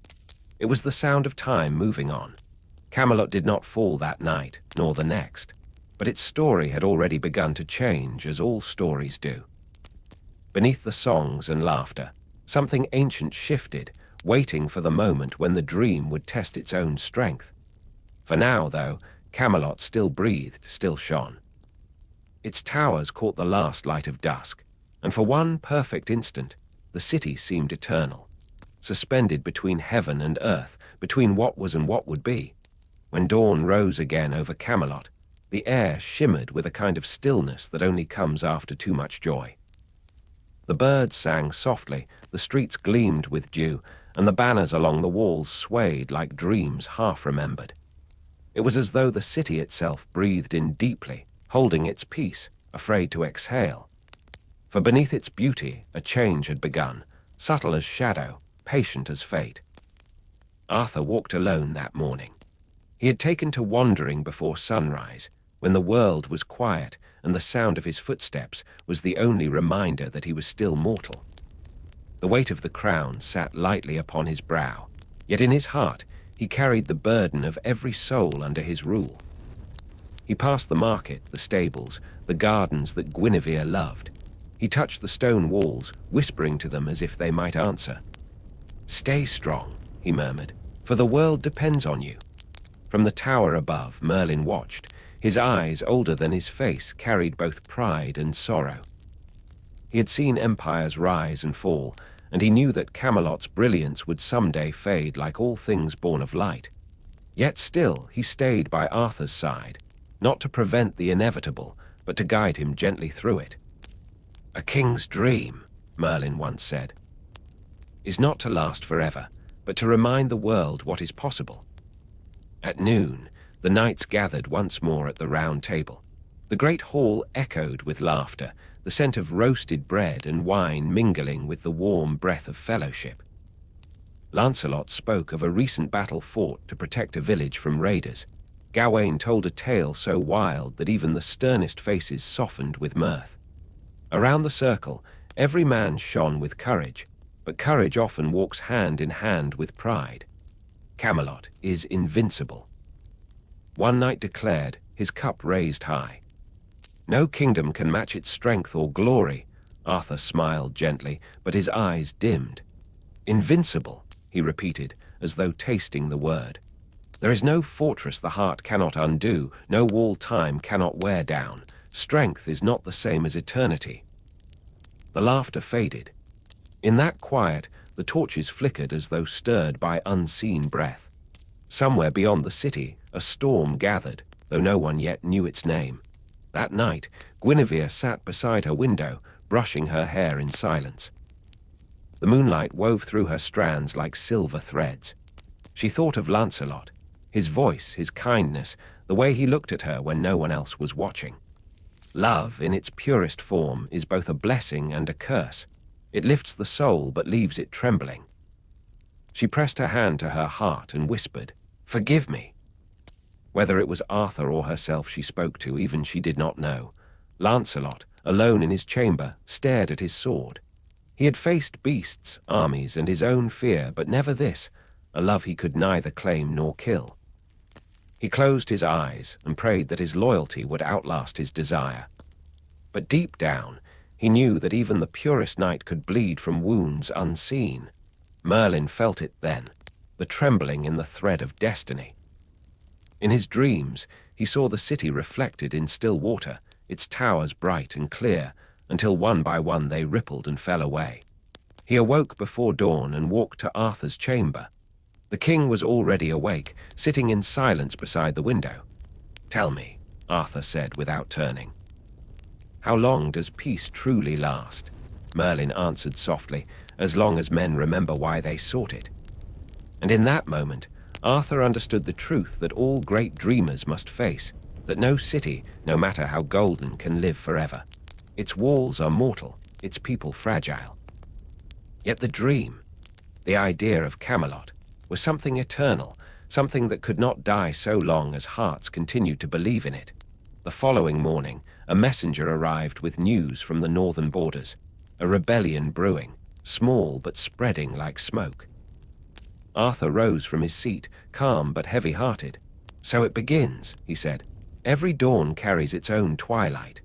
Merlin watched him go and whispered a single blessing, "May your fall be as noble as your rise." Camelot still stood proud, its banners high, its streets full of song. But if you listened closely, beneath the laughter, beneath the bells and the music, you could hear something faint, like the sigh of the sea before a storm. It was the sound of time moving forward, the gentle unraveling of a dream too perfect to remain unchanged. And though none could see it yet, the story of Camelot had already turned its page, from glory to grace, from triumph to tragedy. But even in the fading light, one truth endured, that somewhere in every heart that dares to dream, Camelot still lives. When twilight draped itself over Camelot, the city seemed to breathe differently, slower, softer, as though caught in a dream. The laughter of the day faded into distant echoes, and torches flickered against stone walls like weary stars. In this hush, two hearts began to move toward each other, quietly, dangerously, like shadows drawn to light. Guinevere, the queen, sat upon her balcony, her gaze lost beyond the horizon. Her beauty was not the kind that demanded attention, but the kind that lingered in memory, graceful, distant, touched by sorrow. Though her crown gleamed in the candlelight, her eyes told another story, one written in longing and restraint. She had everything a woman could be given: power, admiration, a noble husband who ruled with justice and heart. And yet, within her chest, something ached quietly, a hunger not for grandeur, but for connection, for the kind of love that sees the soul before the throne. It was Lancelot who saw her that way. He had returned from battle that evening, his armor dented and his spirit weary. The people cheered his name, calling him the greatest of Arthur's knights, the one who never faltered, never failed. But when he entered the great hall, and his eyes met Guinevere's across the crowd, all his victories seemed to pale into silence. In her gaze, he felt something both forbidden and familiar, like a memory from another life. Their first conversation had been innocent, words about peace and valor, gratitude and duty. Yet beneath every exchange there was a pulse, soft but undeniable. Over time, what began as admiration became something deeper, more dangerous. It was not passion born of impulse, but of quiet understanding.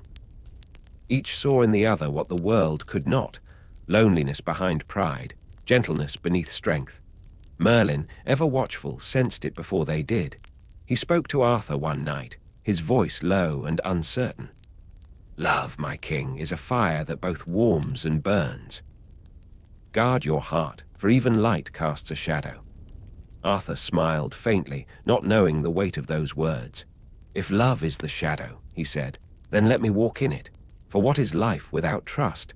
And so fate continued its slow weaving. Lancelot found himself summoned often to the queen's side, escorting her on rides through the countryside, standing guard during ceremonies, offering counsel when Arthur was away. The world saw only loyalty. They did not hear the silence that grew between their breaths.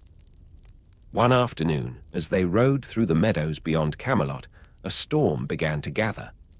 The sky turned silver-grey, and rain fell softly upon the fields. They sought shelter beneath an old oak, their horses tied nearby. There, in the hush of falling rain, words gave way to silence. Guinevere turned to him, her hair damp, her eyes shining with something she could no longer hide. "Do you ever wish," she whispered, "that duty and desire were not at war?" Lancelot looked at her, his jaw trembling with restraint. "Every day," he said, "and every day I lose." The rain grew heavier, drumming upon the leaves like a heartbeat. For a moment, the world around them vanished: the crown, the vows, the weight of honor. There was only the sound of breath and rain and the quiet ache of two souls that had found each other too late, but neither spoke again. They returned to Camelot in silence, both knowing that something sacred had changed.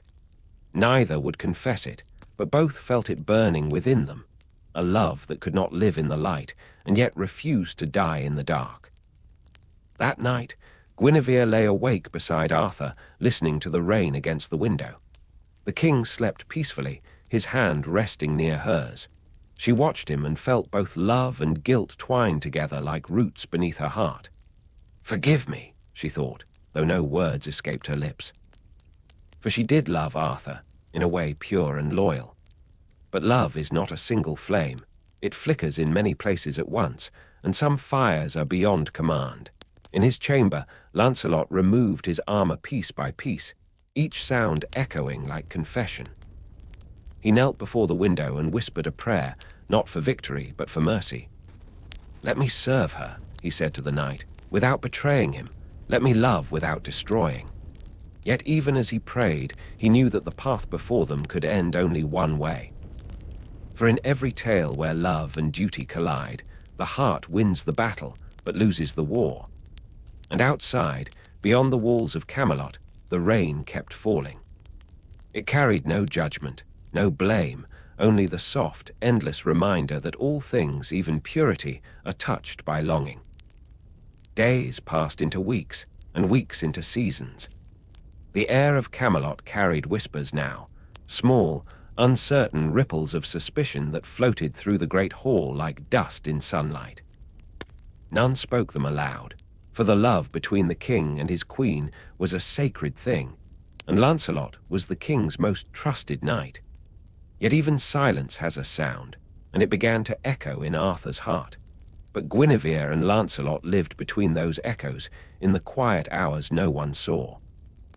They met in the chapel sometimes, their words hidden beneath the hymns of prayer. It was there that their love grew not through touch or confession, but through restraint, a sacred agony that bound them closer than any embrace. One night, Guinevere entered the chapel alone.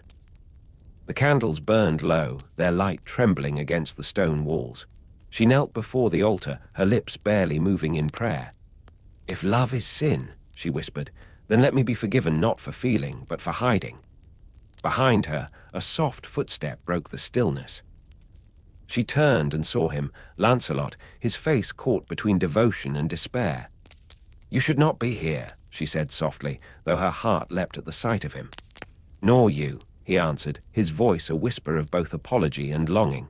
"And yet here we both are." They stood for a moment, the silence between them filled with everything unsaid. Lancelot stepped closer, stopping just short of her touch. "I have tried," he said, "to bury this feeling under duty. I have fought it as I would fight an enemy, but it is not an enemy, it is my heart." Guinevere closed her eyes. "And what of Arthur?" she asked, her voice breaking. "What of the kingdom he built, the faith he has in us both?" Lancelot looked at her as though seeing both salvation and ruin.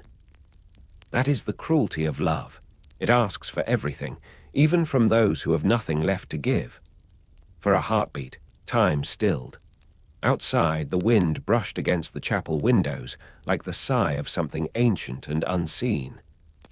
And in that hush, their hands found each other, not in passion but in surrender. Their fingers trembled as they touched, the weight of the world pressing down upon that single moment. They did not kiss. They did not speak. The candles flickered, and they parted as quietly as they had come. Yet the air between them burned, and in that fire, the future began to unravel.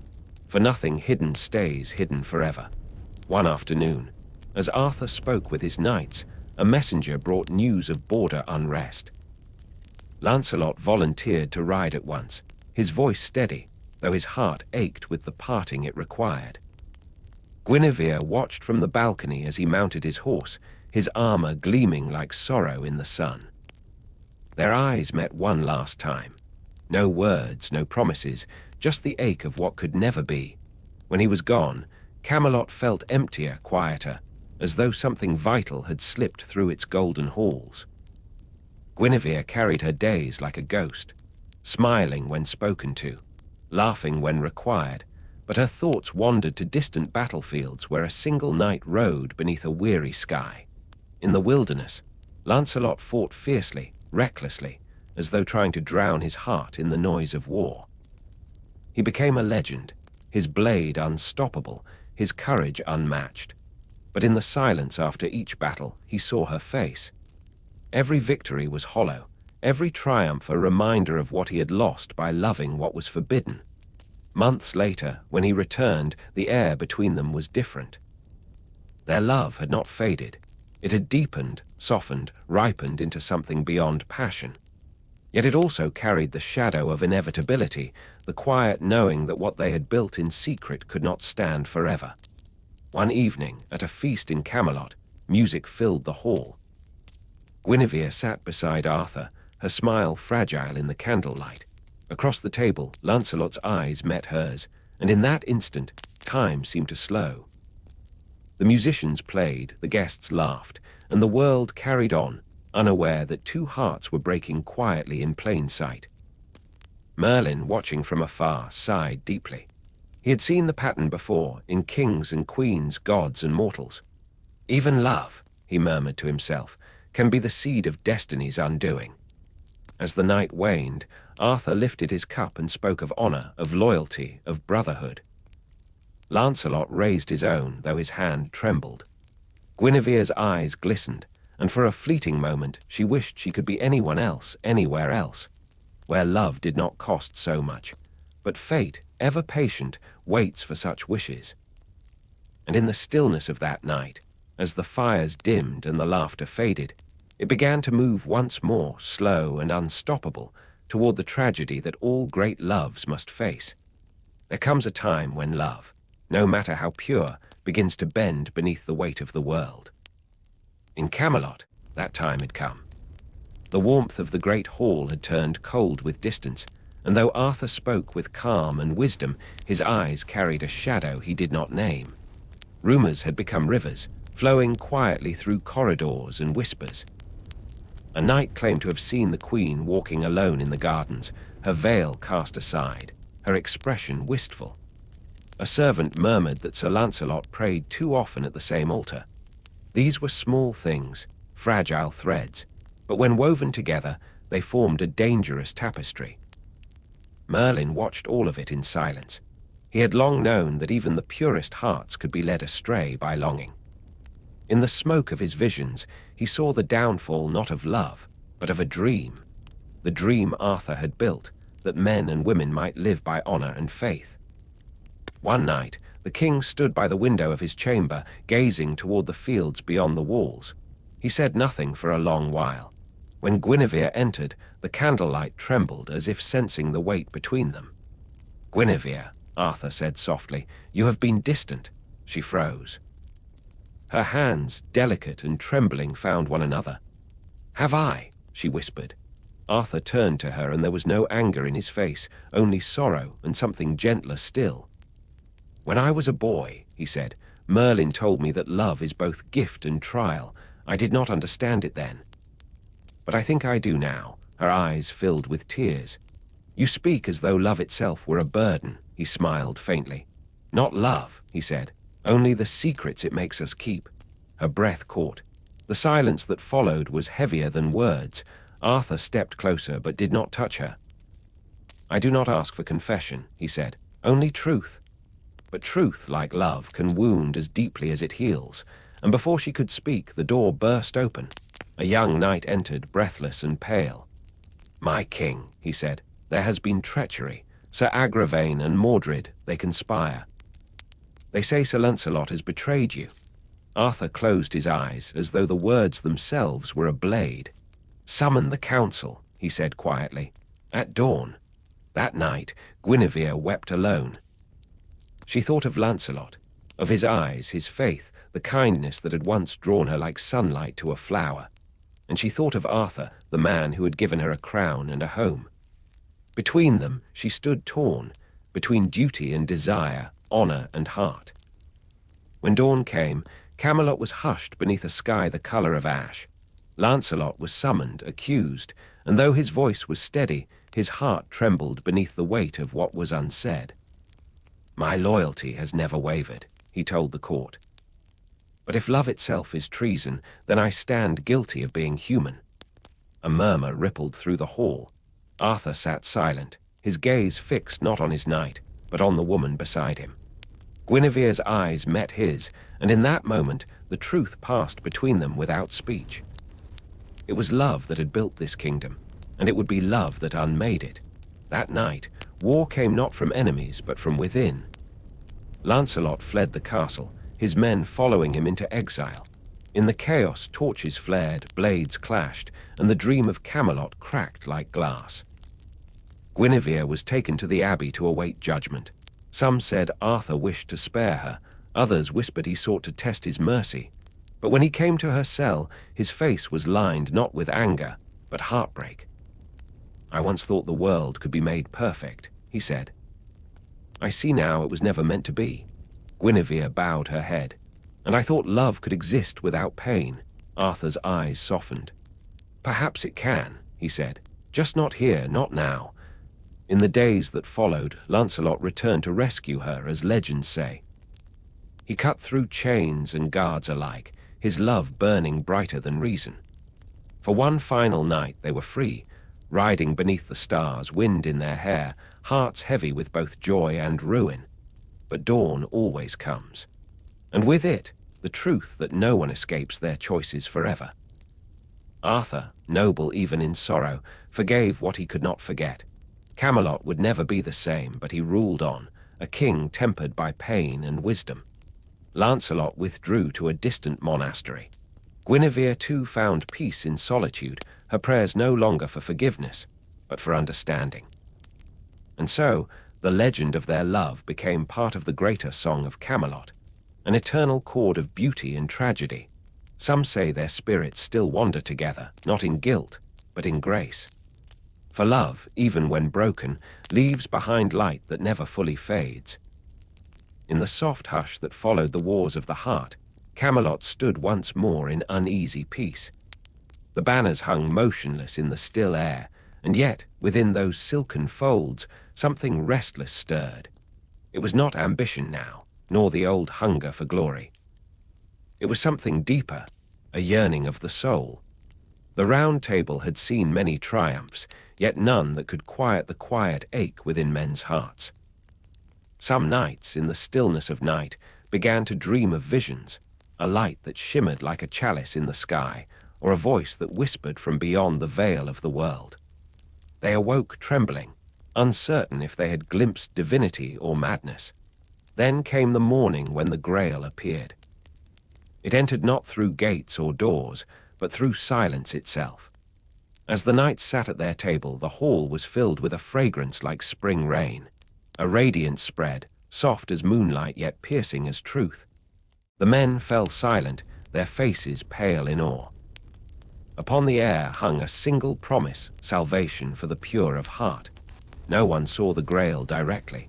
It was felt, known, breathed, a presence more than an object. And in that presence, each man saw himself reflected, his hopes, his sins, his secret longing to be made whole again. When the vision faded, the silence it left behind was heavier than sound. Gawain was the first to rise, his hand trembling upon his sword. "I will seek it," he said, his voice unsteady. "Though I die before I find it, I will seek the Grail." Others followed, Percival, the innocent, Bors, the steadfast, Galahad, the purest among them. Each made his vow before the king. Arthur listened, and though his heart swelled with pride, a shadow crossed his eyes. He had seen such quests before, and he knew what they demanded, not strength, but sacrifice. "Go then," he said softly, "but remember this, not every light leads home." That night, the knights prepared their horses. The torches burned low, casting long shadows across the courtyard. Guinevere watched from the balcony, her hands clasped at her heart. For though she had lost much, she knew that this search for meaning, was what truly bound them all. Merlin, older now and more silent than before, came to Arthur before dawn. "You cannot hold them," he said. "The Grail calls only to those who are ready to listen." Arthur nodded, his gaze fixed on the stars. "And what of me, old friend?" he asked. "Shall I see it?" Merlin smiled faintly. "Perhaps you already have," he murmured. When morning broke, the knights rode out, a line of shining armor against the golden mist. The air was filled with the sound of hooves and distant bells. Yet for all their splendor, it felt less like triumph and more like farewell. As they vanished into the forest, the wind whispered through the leaves as if repeating an old, sacred truth, that every quest worth taking begins not in pride, but in emptiness.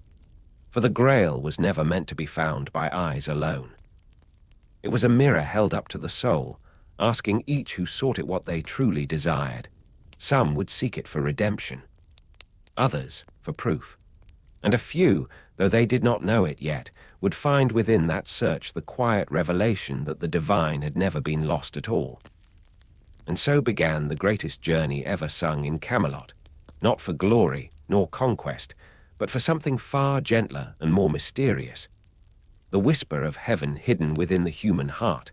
The forest that awaited the knights was vast and silent, older than memory itself. The trees stood like sentinels, their branches whispering secrets in tongues long forgotten. Each knight rode alone, for the path to the Grail could not be shared. It twisted and changed for every soul that walked it, shaped by the heart that sought its light. Sir Galahad's journey began beneath a sky heavy with clouds. The son of Lancelot and Elaine, he carried both purity and sorrow in his blood. Where others felt the weight of their armor, he moved as though guided by something unseen. The air around him shimmered faintly, and sometimes when he closed his eyes, he could hear music, not of instruments, but of truth itself. In another wood, Sir Percival stumbled through the shadows, his mind filled with doubt. He had seen visions of the Grail before, fleeting like candlelight in fog, but each time it vanished before he could draw near. Hunger gnawed at him, and his faith, once bright as dawn, flickered low. Yet something within him refused to yield. He pressed on, whispering prayers into the wind, not knowing if they were heard. Sir Bors, loyal and steadfast, faced trials of a different kind. In a dream he saw two roads. One led to his brother, wounded and calling for help, the other to a distant chapel where a faint light glowed. His heart tore in two, for both paths demanded love, one human, one divine. In tears he chose the chapel, and though his soul ached, the heavens seemed to sigh in quiet approval. Far away in Camelot, Arthur sat beside the round table, now empty of laughter. The echoes of their vows lingered like ghosts. "Was this my doing?" he asked Merlin. "Did I lead them toward faith or folly?" Merlin stirred the embers in the hearth, his gaze distant. "You gave them purpose," he said, "but purpose is a perilous gift. The Grail does not grant perfection, my king. It reveals truth, and truth is not always kind." As the days passed, storms swept the land. Some knights were never seen again, swallowed by rivers or mountains. Others turned back, weary and lost, their hearts broken by silence. Yet, in lonely chapels and forgotten valleys, a few still sought the light that had once filled Camelot's hall. One evening, as Galahad rode through a mist-shrouded plain, he came upon an old hermit sitting beside a spring. The man's robe was tattered, but his eyes gleamed with a strange serenity. "What do you seek, child?" the hermit asked. "The Grail," Galahad replied, his voice steady. The old man nodded. "And what will you do if you find it?" Galahad paused. For the first time he had no answer. "Many seek the Grail to prove their worth," the hermit said. "But worthiness is not proven by the finding. It is proven by the longing that endures when the world gives you nothing."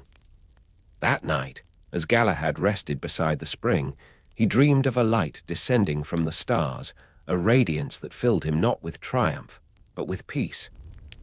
When he awoke, the air itself seemed gentler, as though the world had exhaled.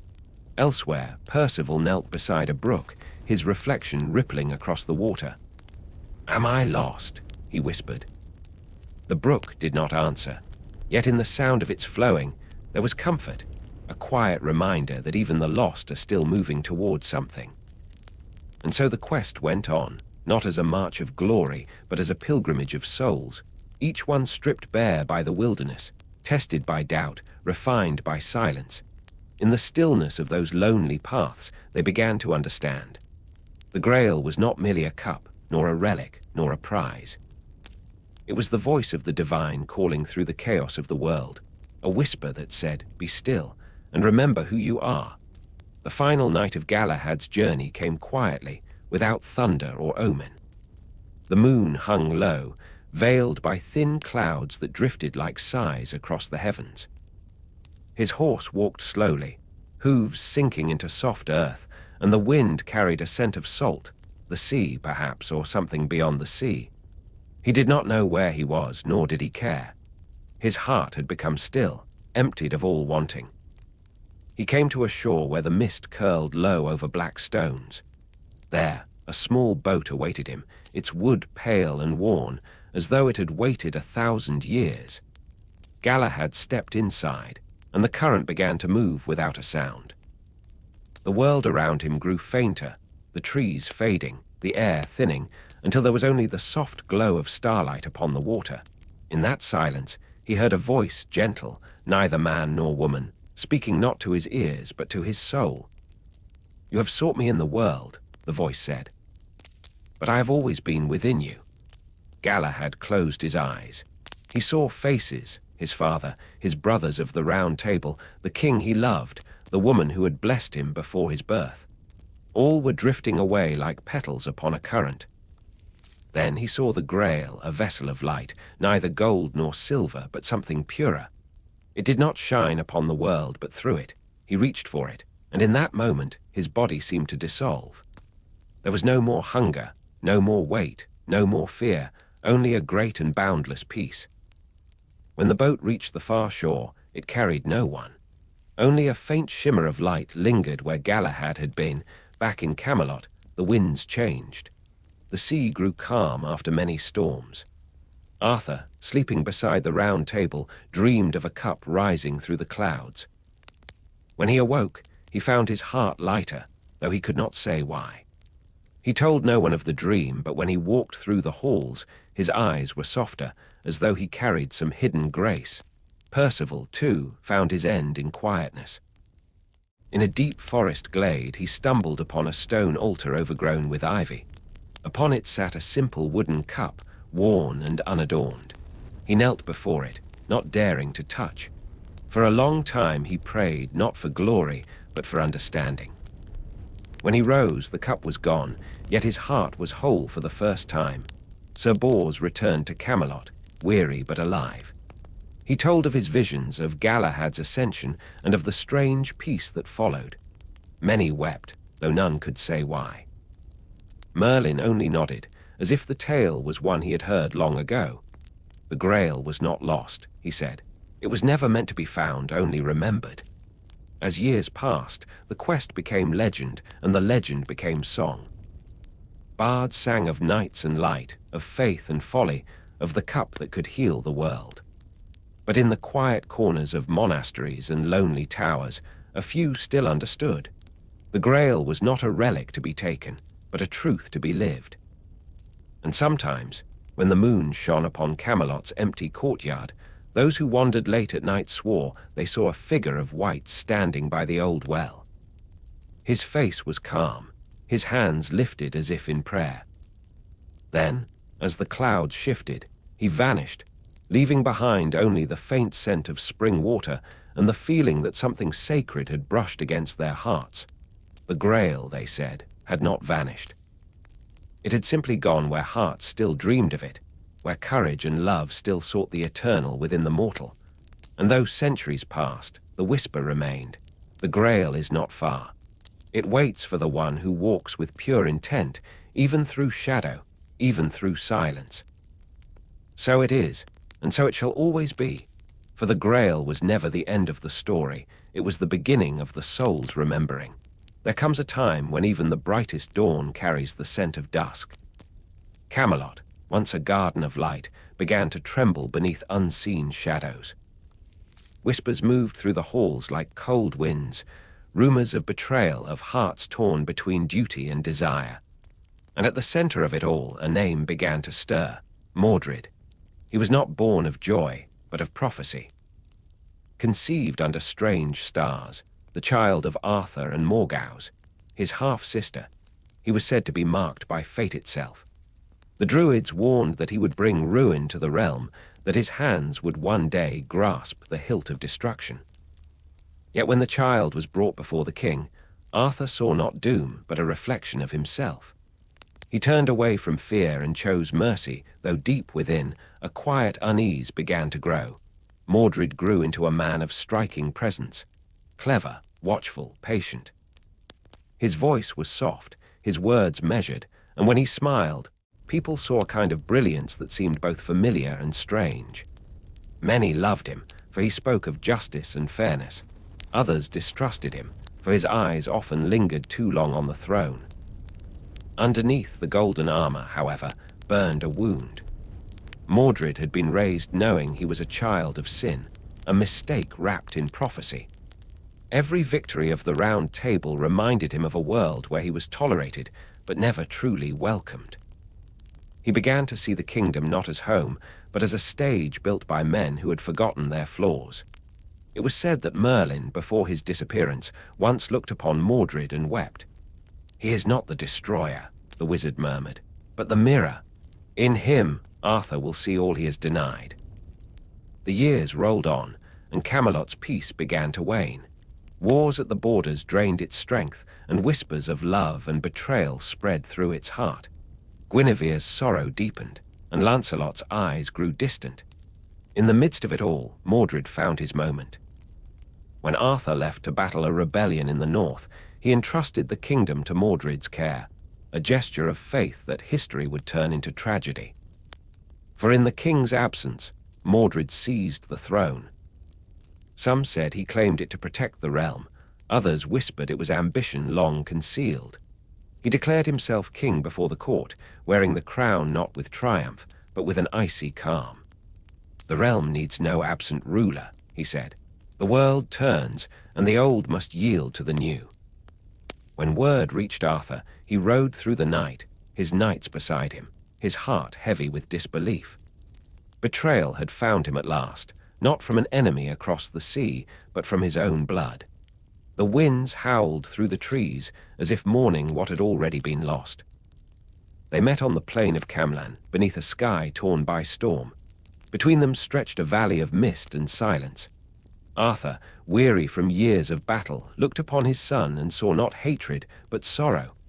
"Why, Mordred?" he asked. "Was there not love enough in this world?" Mordred's gaze was steady. "Love, yes," he said softly, "but never for me." The armies clashed as the heavens wept. Spears shattered, swords sang their last songs, and the earth drank deeply of the fallen. Knights who once sat side by side at the round table now faced each other in the chaos of fate's design. And amid it all, Arthur and Mordred moved toward one another as if drawn by an unseen hand. Each knew there would be no return, no dawn after this night. In that moment, time seemed to hold its breath. The wind fell silent, the clouds froze in place, and the river nearby stopped its flow. Two figures stood in the stillness, father and son, king and shadow. And destiny, patient and cold, began its final descent. The wind returned first, gentle and mournful, carrying with it the scent of rain and steel. Around them, the cries of men and horses faded into echoes, leaving behind a landscape of sorrow. The field at Camelot had become a graveyard of dreams. Arthur stood amidst the ruin, his armor dimmed by dust and blood, his sword heavy in his hand. Excalibur's edge caught the dying light of the sky, a final glimmer of what once was noble, bright, and pure. Across the field, Mordred moved like a shadow through the mist, his cloak torn, his face pale yet resolute. For a heartbeat, the world seemed to forget its motion. The noise of war fell away, replaced by a silence so deep it seemed to hum within the soul. Arthur and Mordred faced one another, not as king and usurper, but as two fragments of the same broken whole. "I did not wish for this," Arthur said softly, his voice trembling with exhaustion. "The kingdom was meant for peace." Mordred's gaze was steady, though pain flickered behind it. "Peace built on silence," he replied. "You built a perfect circle, but not all fit within it. I was left in its shadow." The words struck deeper than any blade. Arthur felt the truth of them like cold iron. All his life he had dreamed of unity, yet even his dream had edges sharp enough to wound. He saw in Mordred not a monster, but the mirror of his own failings, the son who bore the burden of the king's sins. The rain began to fall, slow and sorrowful. It washed the blood from the grass, as if the heavens themselves sought to cleanse what could never be undone. Arthur raised his sword, not with anger, but with grief. "Then let it end, Mordred," he whispered. "Let this storm carry us both away." Mordred lifted his blade in answer. "So be it," he said. "But know this, your name will live forever, while mine will sleep beneath it." They moved like phantoms through the rain. Steel met steel, sparks flew, and time unraveled. The world shrank to the sound of breath and the rhythm of their hearts. Around them, the fallen knights lay still, their stories already fading into legend. Each blow was heavy, not from hatred but from the weight of love turned tragic. Arthur's strength began to waver, his arm ached, his vision blurred. Yet his spirit refused to yield. Mordred struck fiercely, desperate to carve his place in history, to prove that he was not merely the shadow of another man's dream. Then came the moment, the one the bards would whisper of for centuries. Mordred lunged, his spear piercing Arthur's armor, driving deep into his side. The king gasped, but with a final surge of will, he drove Excalibur through Mordred's chest. They fell together, bound by destiny, father and son entwined in their final embrace. The rain fell harder now, drumming softly upon the still earth. Mordred's breath came shallow. "You see it, father?" he whispered, his voice barely more than a sigh. The world beyond the storm. Arthur knelt beside him, pain clouding his vision. "Yes," he said, though his voice trembled. "A place where we are forgiven." Mordred's eyes softened, and a faint smile touched his lips. "Then perhaps we were not enemies after all." With that, his hand slipped from the hilt of his blade, and silence returned to the field. Arthur remained there for a long while, holding his wound, watching the grey horizon fade into night.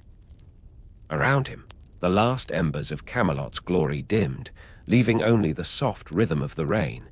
When his loyal knights found him, he was still kneeling beside Mordred, his eyes distant, his crown forgotten in the mud. They carried him to a quiet shore where the mist met the sea.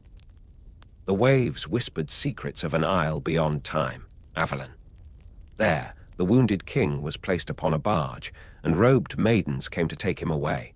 None knew whether he lived or died, only that he drifted into legend, into the realm where dreams never truly end. The storm passed. The battlefield grew quiet, and in the silence that followed, it was said that the wind itself spoke, carrying one word through the ages: Arthur. The sea was still that night, as if the world itself held its breath. The barge carrying Arthur drifted slowly through a silver mist, its oars cutting the water in solemn rhythm. The maidens who guided it did not speak. Their faces were calm, their eyes distant, as though they had seen this journey many times before.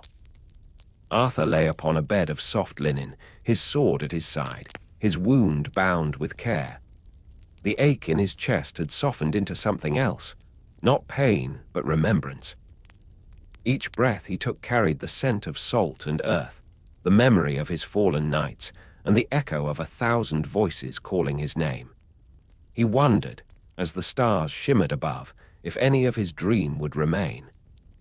Would Camelot survive in the hearts of men, or would it fade like mist beneath the sun? The barge glided toward a horizon that seemed to glow from within. From afar, the shape of an island began to form, green and golden, wrapped in perpetual dawn. This was Avalon, the isle beyond time, where no sorrow lived and no wound bled. Arthur closed his eyes as the voices of the maidens rose in a low, haunting chant. Their song was older than kingdoms, older than kings, a song of endings and beginnings. In that melody, he felt peace, and for the first time since the sword had left the stone, he felt no weight upon his shoulders. Far away on the mainland, word of Camelot's tragedy spread like wind through the ashes of war. Some said the king had perished. Others swore he would return when Britain's heart was pure once more. They built cairns for the fallen, whispered prayers to forgotten gods, and sang songs of valor beneath the stars. Lancelot returned too late, his armor dulled by tears. He knelt beside the ruins of Camelot, the great halls empty and cold. The round table was gone, broken and scattered, its promise of unity a memory carved in stone. Guinevere, in her grief, withdrew from the world, seeking peace in the quiet solitude of prayer. Yet, in every corner of the land, the name of Arthur lingered like the faint echo of a dream. Children whispered it beside fires. Old men told of the once and future king who would rise again when the land called him home. The fields grew green once more, but beneath them lay the bones of a golden age in Avalon. Time had no meaning. Arthur's wound no longer bled, his hands no longer trembled. He walked among silver trees and crystal waters, feeling the hum of the earth beneath his feet. Merlin was said to wait there too, his eyes bright with ageless wisdom, smiling faintly as if he had foreseen this all along. "Your story is not an ending," the old enchanter murmured. "It is a seed. Someday it will bloom again." Arthur looked toward the horizon where day and night met. "Then let it bloom," he said softly. "Let them remember that we once dreamed of peace." And so he slept, not in death but in rest, the deep, unbroken sleep of legends. The stars above Avalon shimmered brighter, and the waters carried whispers back to the mortal world. Through centuries, his tale endured, woven into the hearts of poets and kings, sung by sailors crossing restless seas, and painted on chapel walls by hands that longed for something pure. Each telling changed a little, but the soul of the story remained. A man who tried to build a perfect circle and a world that could not yet hold it. They say that when storms roll across Britain's hills, you can still hear the faint ring of a sword striking stone. And when mist settles over quiet lakes, some swear they see a barge drifting beyond the veil of dawn. There is comfort in believing he will return. Perhaps not in flesh, but in spirit, in every act of courage, in every dream of unity, in every whisper of hope that refuses to die. And so, the legend of Arthur never truly ends. Like the tide, it withdraws only to return, carrying with it the memory of what was and the promise of what might be again. Beneath the sleeping stars, the island of Avalon gleams still, half remembered and half real. And somewhere within that eternal dawn, the king rests, waiting for the world to dream of him once more. Beyond the reach of mortal maps, past the edges where sea and mist entwine, there lies an island unseen by most eyes, Avalon.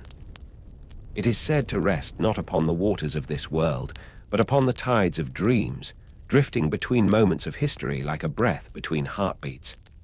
To some, it is paradise. To others, a memory of what once was. But to those who believe in the legend of Arthur, it is the place where the king still sleeps. The sailors of old spoke of it in whispers, an island that shimmered on the horizon and vanished when one approached. The sea around it was said to glow with pale light, neither dawn nor dusk, but something eternal. Sometimes, a soft melody drifted across the waves, a song without words that stirred the heart and silenced the mind. Those who claimed to have glimpsed it told of orchards heavy with golden fruit, of silver trees that never shed their leaves, and of waters that healed all wounds. They said time itself slowed there, bending gently like reeds in the wind. The sun hung lower, the air was warm and fragrant, and a sense of peace lay upon everything, so deep that even sorrow forgot its name. Arthur's barge came to this island long ago, carried by unseen hands. The maidens who rowed him ashore were not of this earth, yet not entirely beyond it either. They were said to be priestesses, guardians of the old ways, who had watched over Avalon since the first dawn. Their names were murmured in stories, lost and changed through time. Nimue, Morgan, and others, whose faces blurred between goddess and woman, myth and memory. They brought the wounded king to a hall of crystal and gold, where the air shimmered with soft, luminous haze. His sword, Excalibur, rested beside him, its blade faintly pulsing within a light, as though it too breathed in the stillness of the isle. There they laid Arthur upon a couch woven of silver thread, and his eyes closed not in death, but in rest. It is said that Avalon does not belong to the living or the dead. It is the threshold, a place between waking and dream, where heroes sleep until the world is ready for them again. Centuries may pass, and yet no dust gathers there. Flowers do not wilt, the rivers do not freeze, the sky never truly darkens, nor does it fully shine. The priestesses move through this twilight world in quiet grace, tending the gardens, whispering ancient chants, waiting. They know that the cycle of time turns like a wheel. Kingdoms rise, kingdoms fall, and the world forgets, only to remember once more. They are the keepers of that memory, ensuring that the song of Avalon never fades completely from human hearts. On some nights, they say the veil between worlds grows thin. Travelers lost in storm or sorrow may drift close enough to hear the island's call. A faint music might reach them, a hum beneath the waves, soft as a heartbeat. If they listen too long, they might see lights flickering in the fog, or glimpse a figure standing on a distant shore, a king, cloaked in silence, watching with eyes that remember everything. Those who have seen him tell of a calm face, neither young nor old, neither alive nor gone. His presence brings a strange stillness, like the moment before a dream begins. He does not speak, but the air around him seems to whisper of unity, of loss, of hope waiting to return. Some say the island is a promise, that when the world again falls into shadow, when hearts grow divided and the old songs are forgotten, Avalon will rise once more from the mist, and Arthur will wake. Others believe it has already risen many times, not as a place, but as an idea, every time someone chooses peace over pride, or mercy over war. For Avalon is not only a land, but a reflection of the soul, the place where all dreams of harmony are kept safe until the world is ready to receive them again. It is the stillness beneath chaos, the memory of wholeness that sleeps within us all. And perhaps even now, as the winds move over the old hills of Britain, that island still glimmers far away, unseen but not lost, waiting for the dreamers who remember. The air in Avalon does not move as it does in the mortal world. It drifts softly, as though carrying memories rather than wind. The light has no source, yet it touches everything with a golden hue that feels both morning and dusk. Somewhere far away, a bell rings once, low, ancient, and kind, and its echo lingers like the breath of eternity. Arthur's sleep is deep, yet not dreamless. In his slumber, he walks the corridors of time, glimpsing what was, what is, and what may yet come. He sees the rise of empires, the burning of fields, the laughter of children playing in lands he never knew. Sometimes, the face of Guinevere drifts through his dreams, or the glint of Lancelot's armor beneath a gentle rain. But mostly, he dreams of stillness, of peace so vast that even sorrow dissolves into it. The priestesses tend to him quietly, their movements slow and deliberate, as if time itself yields to their grace. One brings a basin of water drawn from the island's heart. Another brushes his hair, whispering words from an age before language. A third sits beside him, her voice weaving lullabies older than the stars. In their care, the once great king is not a ruler, not a legend, but a soul resting between worlds. They say Avalon was born when the first dream of paradise touched the earth, not made by hands, but by longing. It exists because humanity needs it to. Whenever hope falters, the island brightens. Whenever hearts grow weary, its light dims but never dies. It mirrors the state of the world's spirit, breathing in rhythm with all that lives. Sometimes visitors arrive not by ship but by soul. They come as dreamers, drawn by an ache they cannot name. Lost sailors, old poets, or children who fall asleep beside stories told by firelight, all have glimpsed Avalon in their dreams. Some wake with tears, others with peace, but none forget the feeling of having stood where time cannot reach. There are moments when the priestesses pause in their eternal, tending to gaze across the mist. They see reflections of the world beyond, cities of light and noise, men chasing gold and power, forgetting the quiet lessons once learned beside a round table. They do not judge, only wait, knowing that all cycles return to stillness eventually. In the garden where Arthur rests, flowers bloom in every color, though no season dictates their life. The air smells faintly of apple blossoms and sea spray. There are streams that sing when the moon rises, and hills that hum with the pulse of the earth. Each leaf, each ripple seems to hold a fragment of song, the same song the maidens once sang as they carried the king across the waters. There is no sorrow in Avalon, yet neither is there joy, only balance, endless and serene. It is the place where the story breathes between its last word and the next beginning. To linger there too long is to forget what time feels like, to dissolve gently into the eternal rhythm that cradles all creation. It is said that even Merlin wanders its shores from time to time. Cloaked in twilight, he walks among the orchards, tracing symbols in the air that shimmer briefly before fading into the light. Some say he is searching still, for wisdom, for understanding, perhaps even for forgiveness. Others believe he simply keeps watch, ensuring that the island remains hidden until the world is ready to remember its promise. In one tale, a dreamer once found herself upon Avalon's beach, her feet sinking into soft silver sand. the tide whispering secrets at her toes. She saw Arthur beneath a tree, his eyes closed, his sword resting across his knees. She dared not speak, but in that silence she felt his presence as if it were her own. When she awoke, her heart was calm, her fears eased. She told no one, for words could not hold what she had felt. Perhaps that is Avalon's gift, not to be found or possessed, but to remind us that peace is not gone, only sleeping within us, waiting for the right dawn to rise. And still the island waits. Its orchards bloom, its rivers sing. The golden mist rolls gently across its fields as if breathing with the world beyond. Somewhere within, the once and future king dreams on, neither gone nor forgotten, but simply waiting for the call that will awaken both him and the hearts of those who remember. Night falls in Avalon differently. It does not darken, but deepens.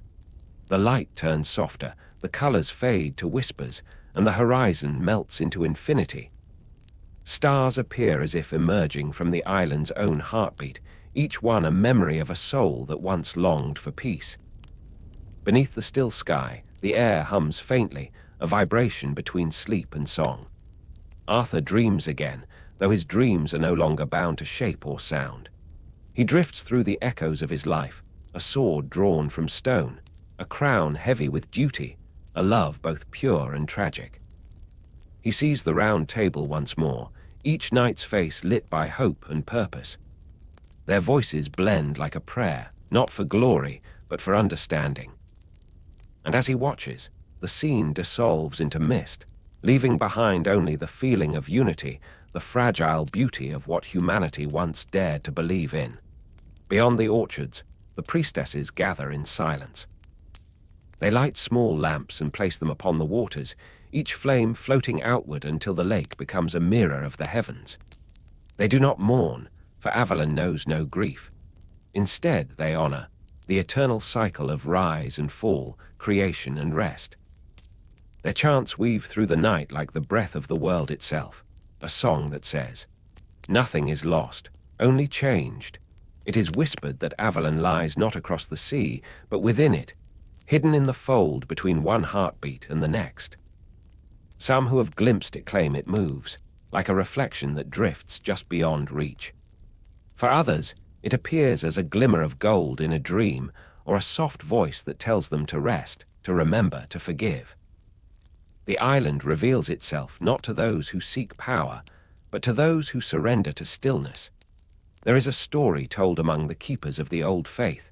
When the world grows weary again, when greed outshines compassion, when memory fades into dust, the mists will part once more. The lake will glow, and Arthur will awaken, not as a conqueror, but as a reminder.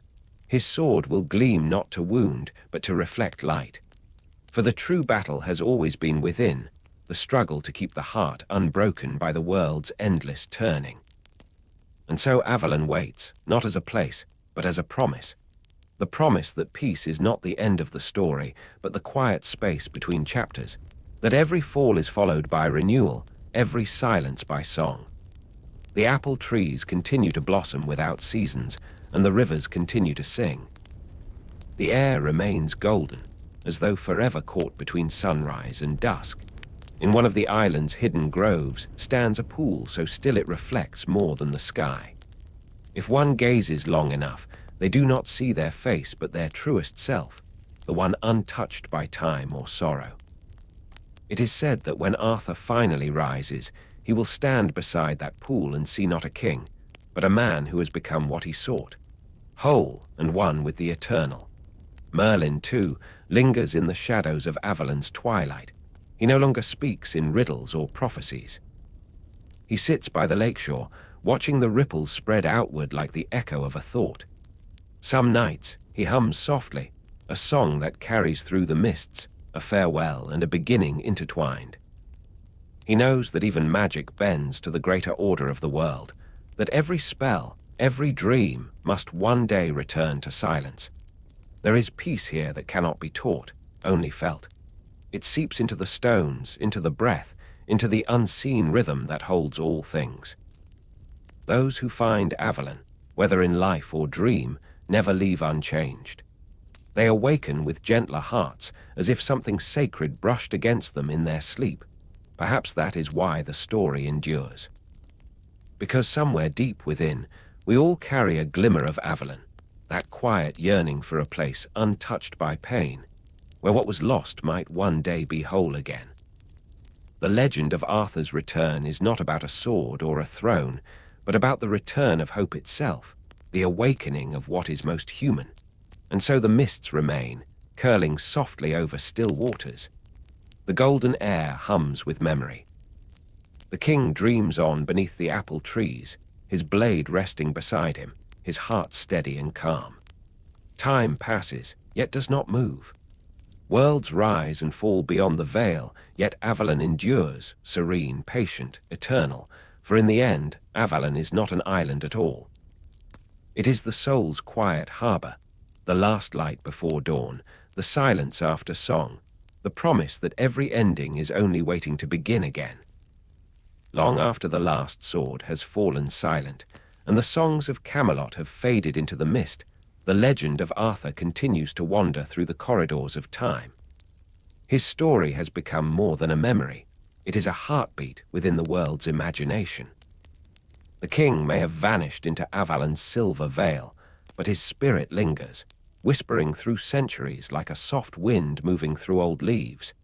There are those who say that Arthur never truly died, that his rest is only a pause between breaths, and that when the world grows dark again, his light will rise anew.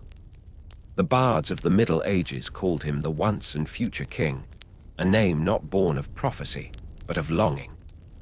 For even as kingdoms fell and empires crumbled, people still believed that somewhere beyond the horizon, a just and noble king waited to return. In every age, Arthur takes a different shape. In one, he is a hero clad in shining armor. In another, a humble man who rises when others cannot. Some see him in the soldier who stands between chaos and peace. Others see him in the quiet heart that chooses kindness over power. For the truest kingship is not found in crowns or thrones. It dwells in the courage to protect, to lead, to forgive. The chroniclers and poets who carried Arthur's story through the ages did not merely preserve history. They built a mirror for the human soul. Geoffrey of Monmouth, Creation de Troyes, Thomas Malory, each added their own thread to the tapestry, weaving the legend from history into myth. The knights became ideals, the quests became lessons, and Arthur himself became a question that every age must answer anew. What does it mean to be good in a world that forgets? As time moved on, the legend left parchment and song, entering the heart of culture itself. Painters brushed him in gold and shadow. Composers turned his rise and fall into symphonies. In quiet chapels, stained glass caught the light, casting the face of the king upon stone floors like fragments of heaven. And in literature, his spirit transformed, from the chivalric tales of the medieval world to the reflective myths of the modern age. Even today, his story echoes in films, in stories, in dreams, each retelling a spark from the same eternal flame. The truth is, Arthur's legend survives not because it is old, but because it is unfinished. Every generation writes its own ending. Every listener, as they drift into sleep, imagines the part of the tale that feels truest to them. Some see him rising once more, sword in hand, to heal a fractured world. Others see him walking quietly through the mists, content at last, knowing that the dream he began, of unity, of honor, of compassion, lives on in us. The name Arthur has crossed oceans, languages, and centuries, taking root wherever there is a need for hope.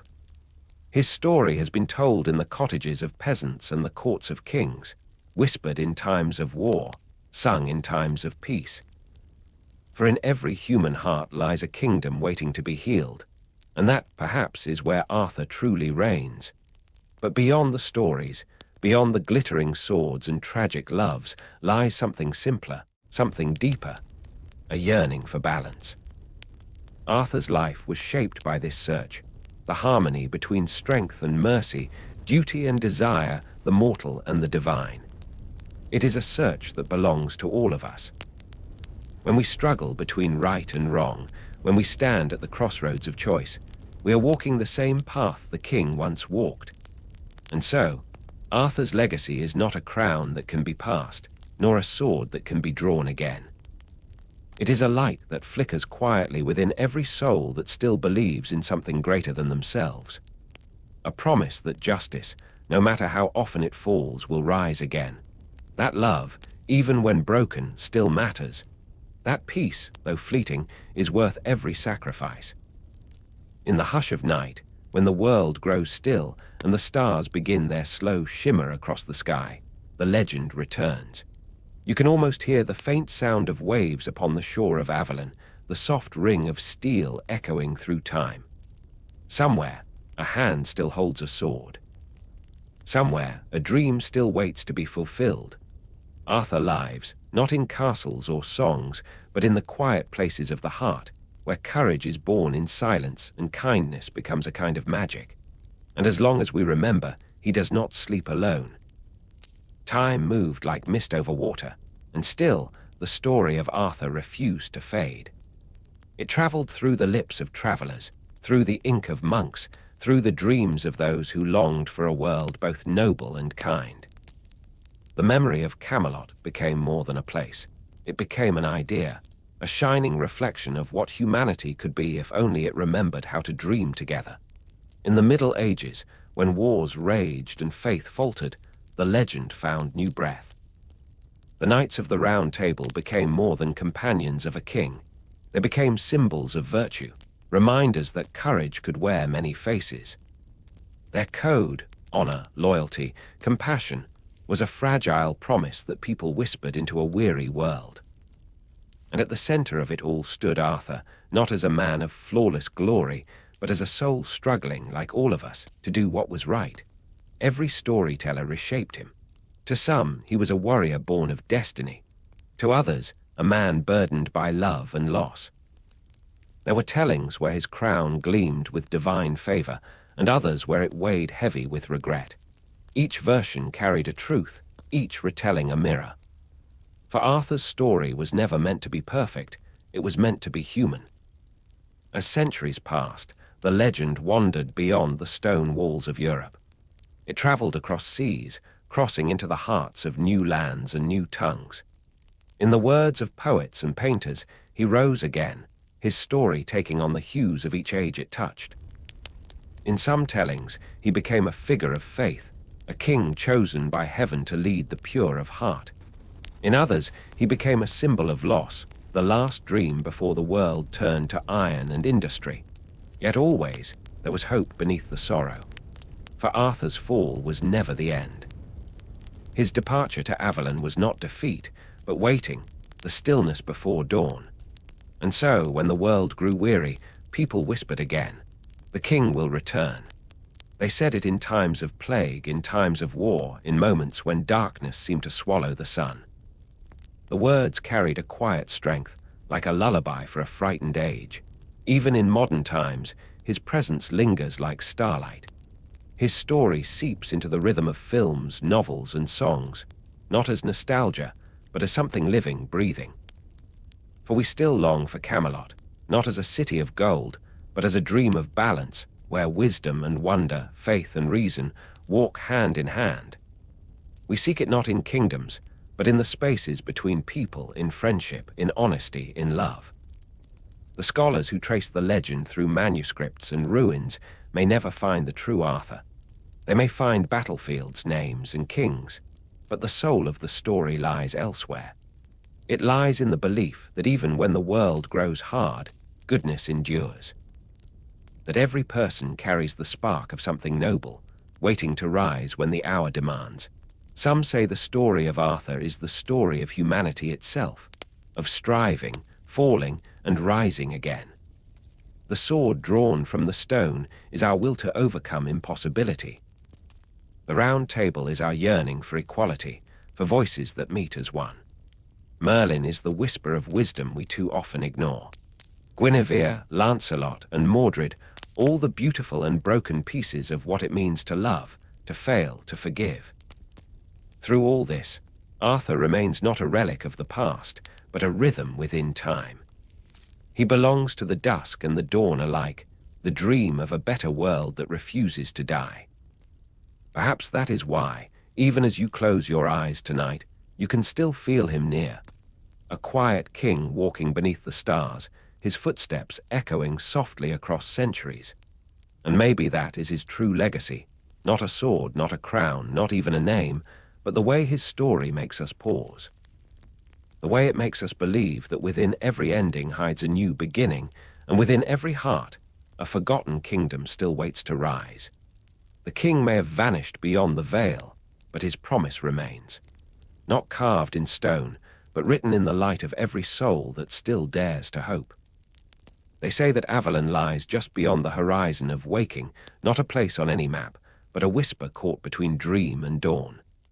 There, in the soft shimmer of endless twilight, King Arthur sleeps. His sword rests beside him, his wounds long healed, his crown no longer heavy. The mists curl like gentle breath over still waters, and time itself seems to pause, listening. It is said that when the world cries out once more for justice, the king will stir, rise, and walk again among the living. But perhaps Avalon was never meant to be found. Perhaps it lives within us, a quiet realm of hope buried deep in the human heart. When people speak of Arthur's return, they speak not of flesh and bone, but of spirit, the return of courage, of truth, of unity in a divided age.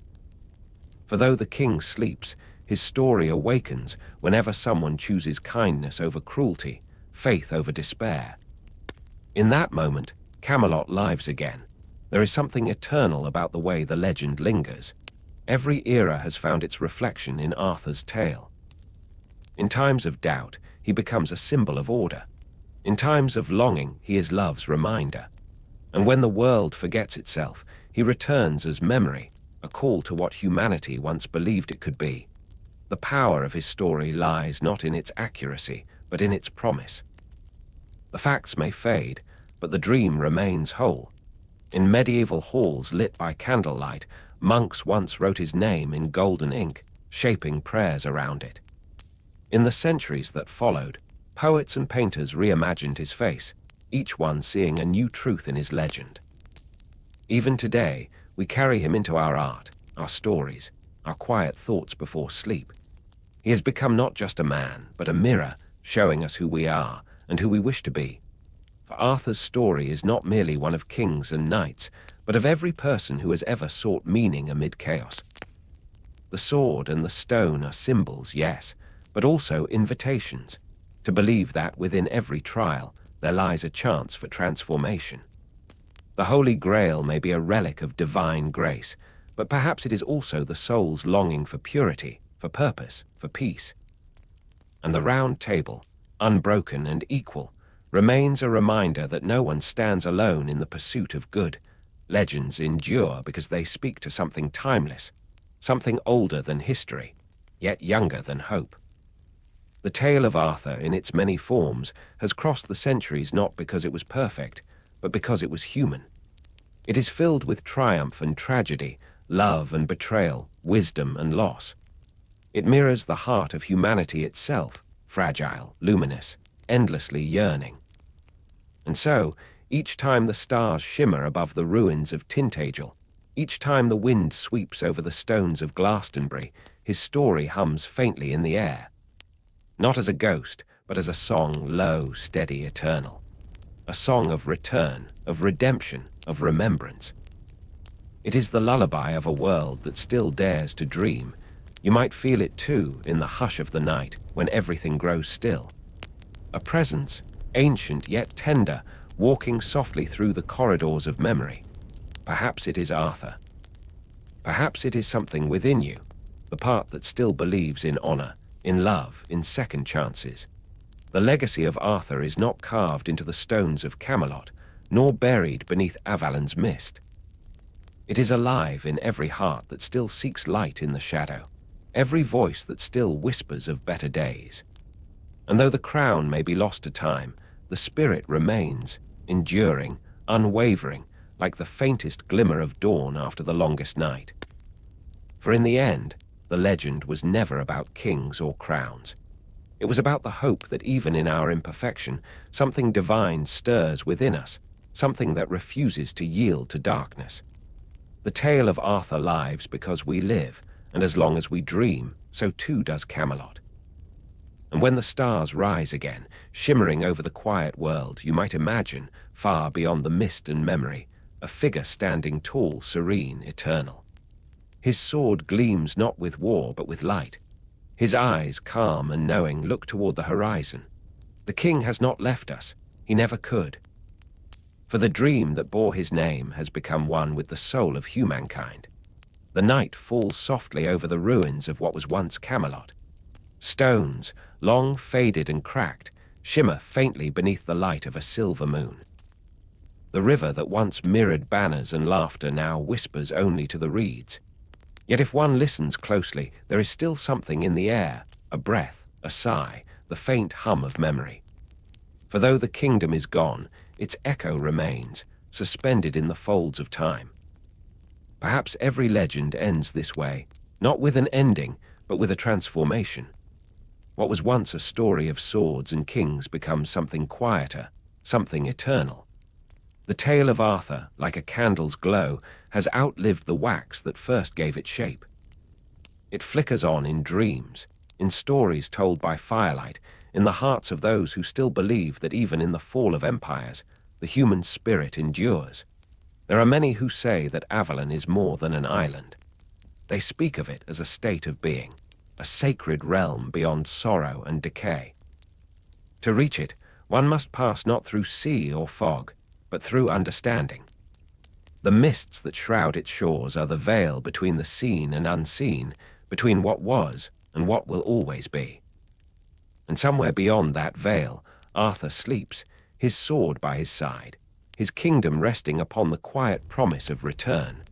Merlin, too, drifts in these mists, neither fully gone nor bound to this world. Some say he watches over the cycle of time, whispering to those who listen with open hearts. He knows that the legend must rest, as all things must, but he also knows that dreams never truly die. They transform, like gold refined by fire, taking new shapes for each new age. The bards who once sang of the king have long since turned to dust, yet their words linger like wind over the moors. Each retelling, each quill that dips into ink to write the name Arthur, becomes another echo, another ripple across the waters of time. And in these ripples, we see ourselves, our hopes, our failings, our longing for something greater than the sum of all that is lost. For Camelot was never just a city of stone. It was the dream of what humanity could be, noble, compassionate, united by purpose. And though the dream crumbled under the weight of human frailty, it still shimmers faintly, like a reflection caught between moonlight and mist. When we speak of the once and future king, we speak not of resurrection, but of remembrance. The promise that goodness can return when the world is ready to receive it again. Perhaps that is why the legend endures, not because of magic or miracles, but because it mirrors the deepest yearning of the human heart, to believe that light can always return, even after the longest night. And so, as the stars bloom quietly above the sleeping world, the voice of the past hums gently in the distance, not demanding to be heard, but simply existing, a melody of memory, drifting through the veil of time. The centuries rolled onward, carrying the legend of Arthur into lands far from Britain's shores. The tale changed with every tongue that told it, yet the heart remained the same, a story of courage, love, and the fragile line between destiny and choice. In monasteries and marketplaces, in lonely cottages and grand courts, his name was spoken like a prayer. Each age found its own reflection in the story. To some, Arthur was a king of justice, to others, a symbol of loss. The poets of old wrote him as both hero and ghost, a figure half bathed in sunlight, half swallowed by shadow. But always he was a reminder, a quiet voice that whispered, "You too can build a Camelot, not in stone, but in spirit."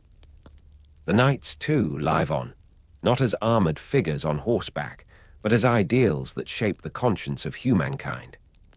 Their virtues, honor, loyalty, compassion are the stones upon which every true kingdom must be built.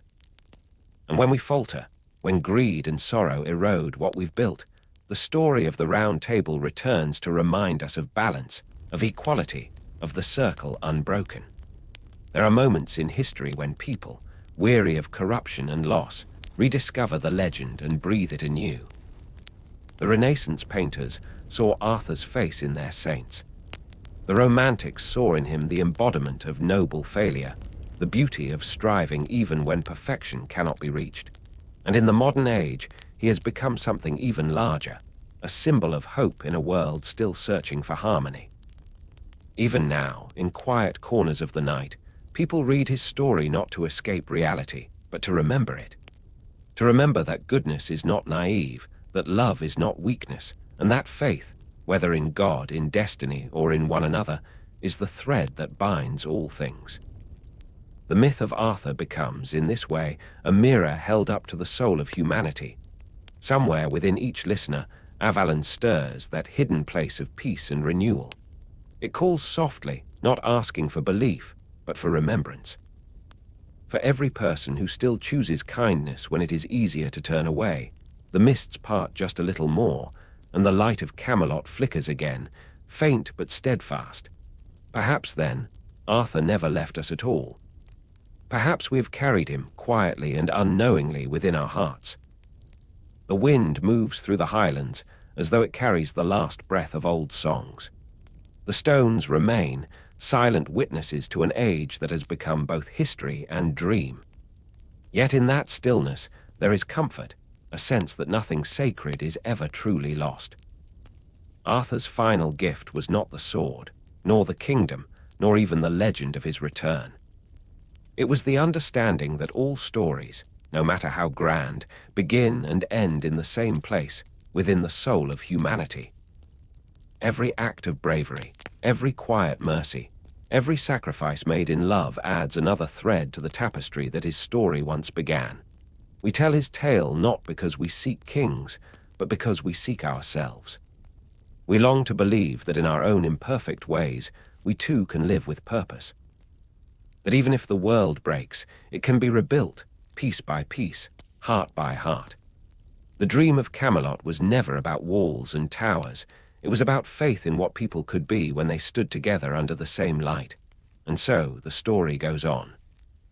Each generation will retell it differently, weaving their own truths into its ancient fabric. Some will hear it as myth, others as memory. Some will whisper it to their children at bedtime. Others will carry it quietly through sleepless nights. And in every telling, the mists of Avalon will stir, soft, shimmering, eternal. In the hush before dawn, when the stars begin to fade, there is a moment when the world feels ancient and newborn all at once. If you listen then, truly listen, you may hear it too. A faint rhythm beneath the heartbeat of time, the echo of hooves on forgotten fields, the gentle rustle of silk and armor, the murmur of a name carried on the wind, Arthur, the king who was, the king who is, the king who shall be again. And in that name lies the oldest truth of all, that the stories we love most never die.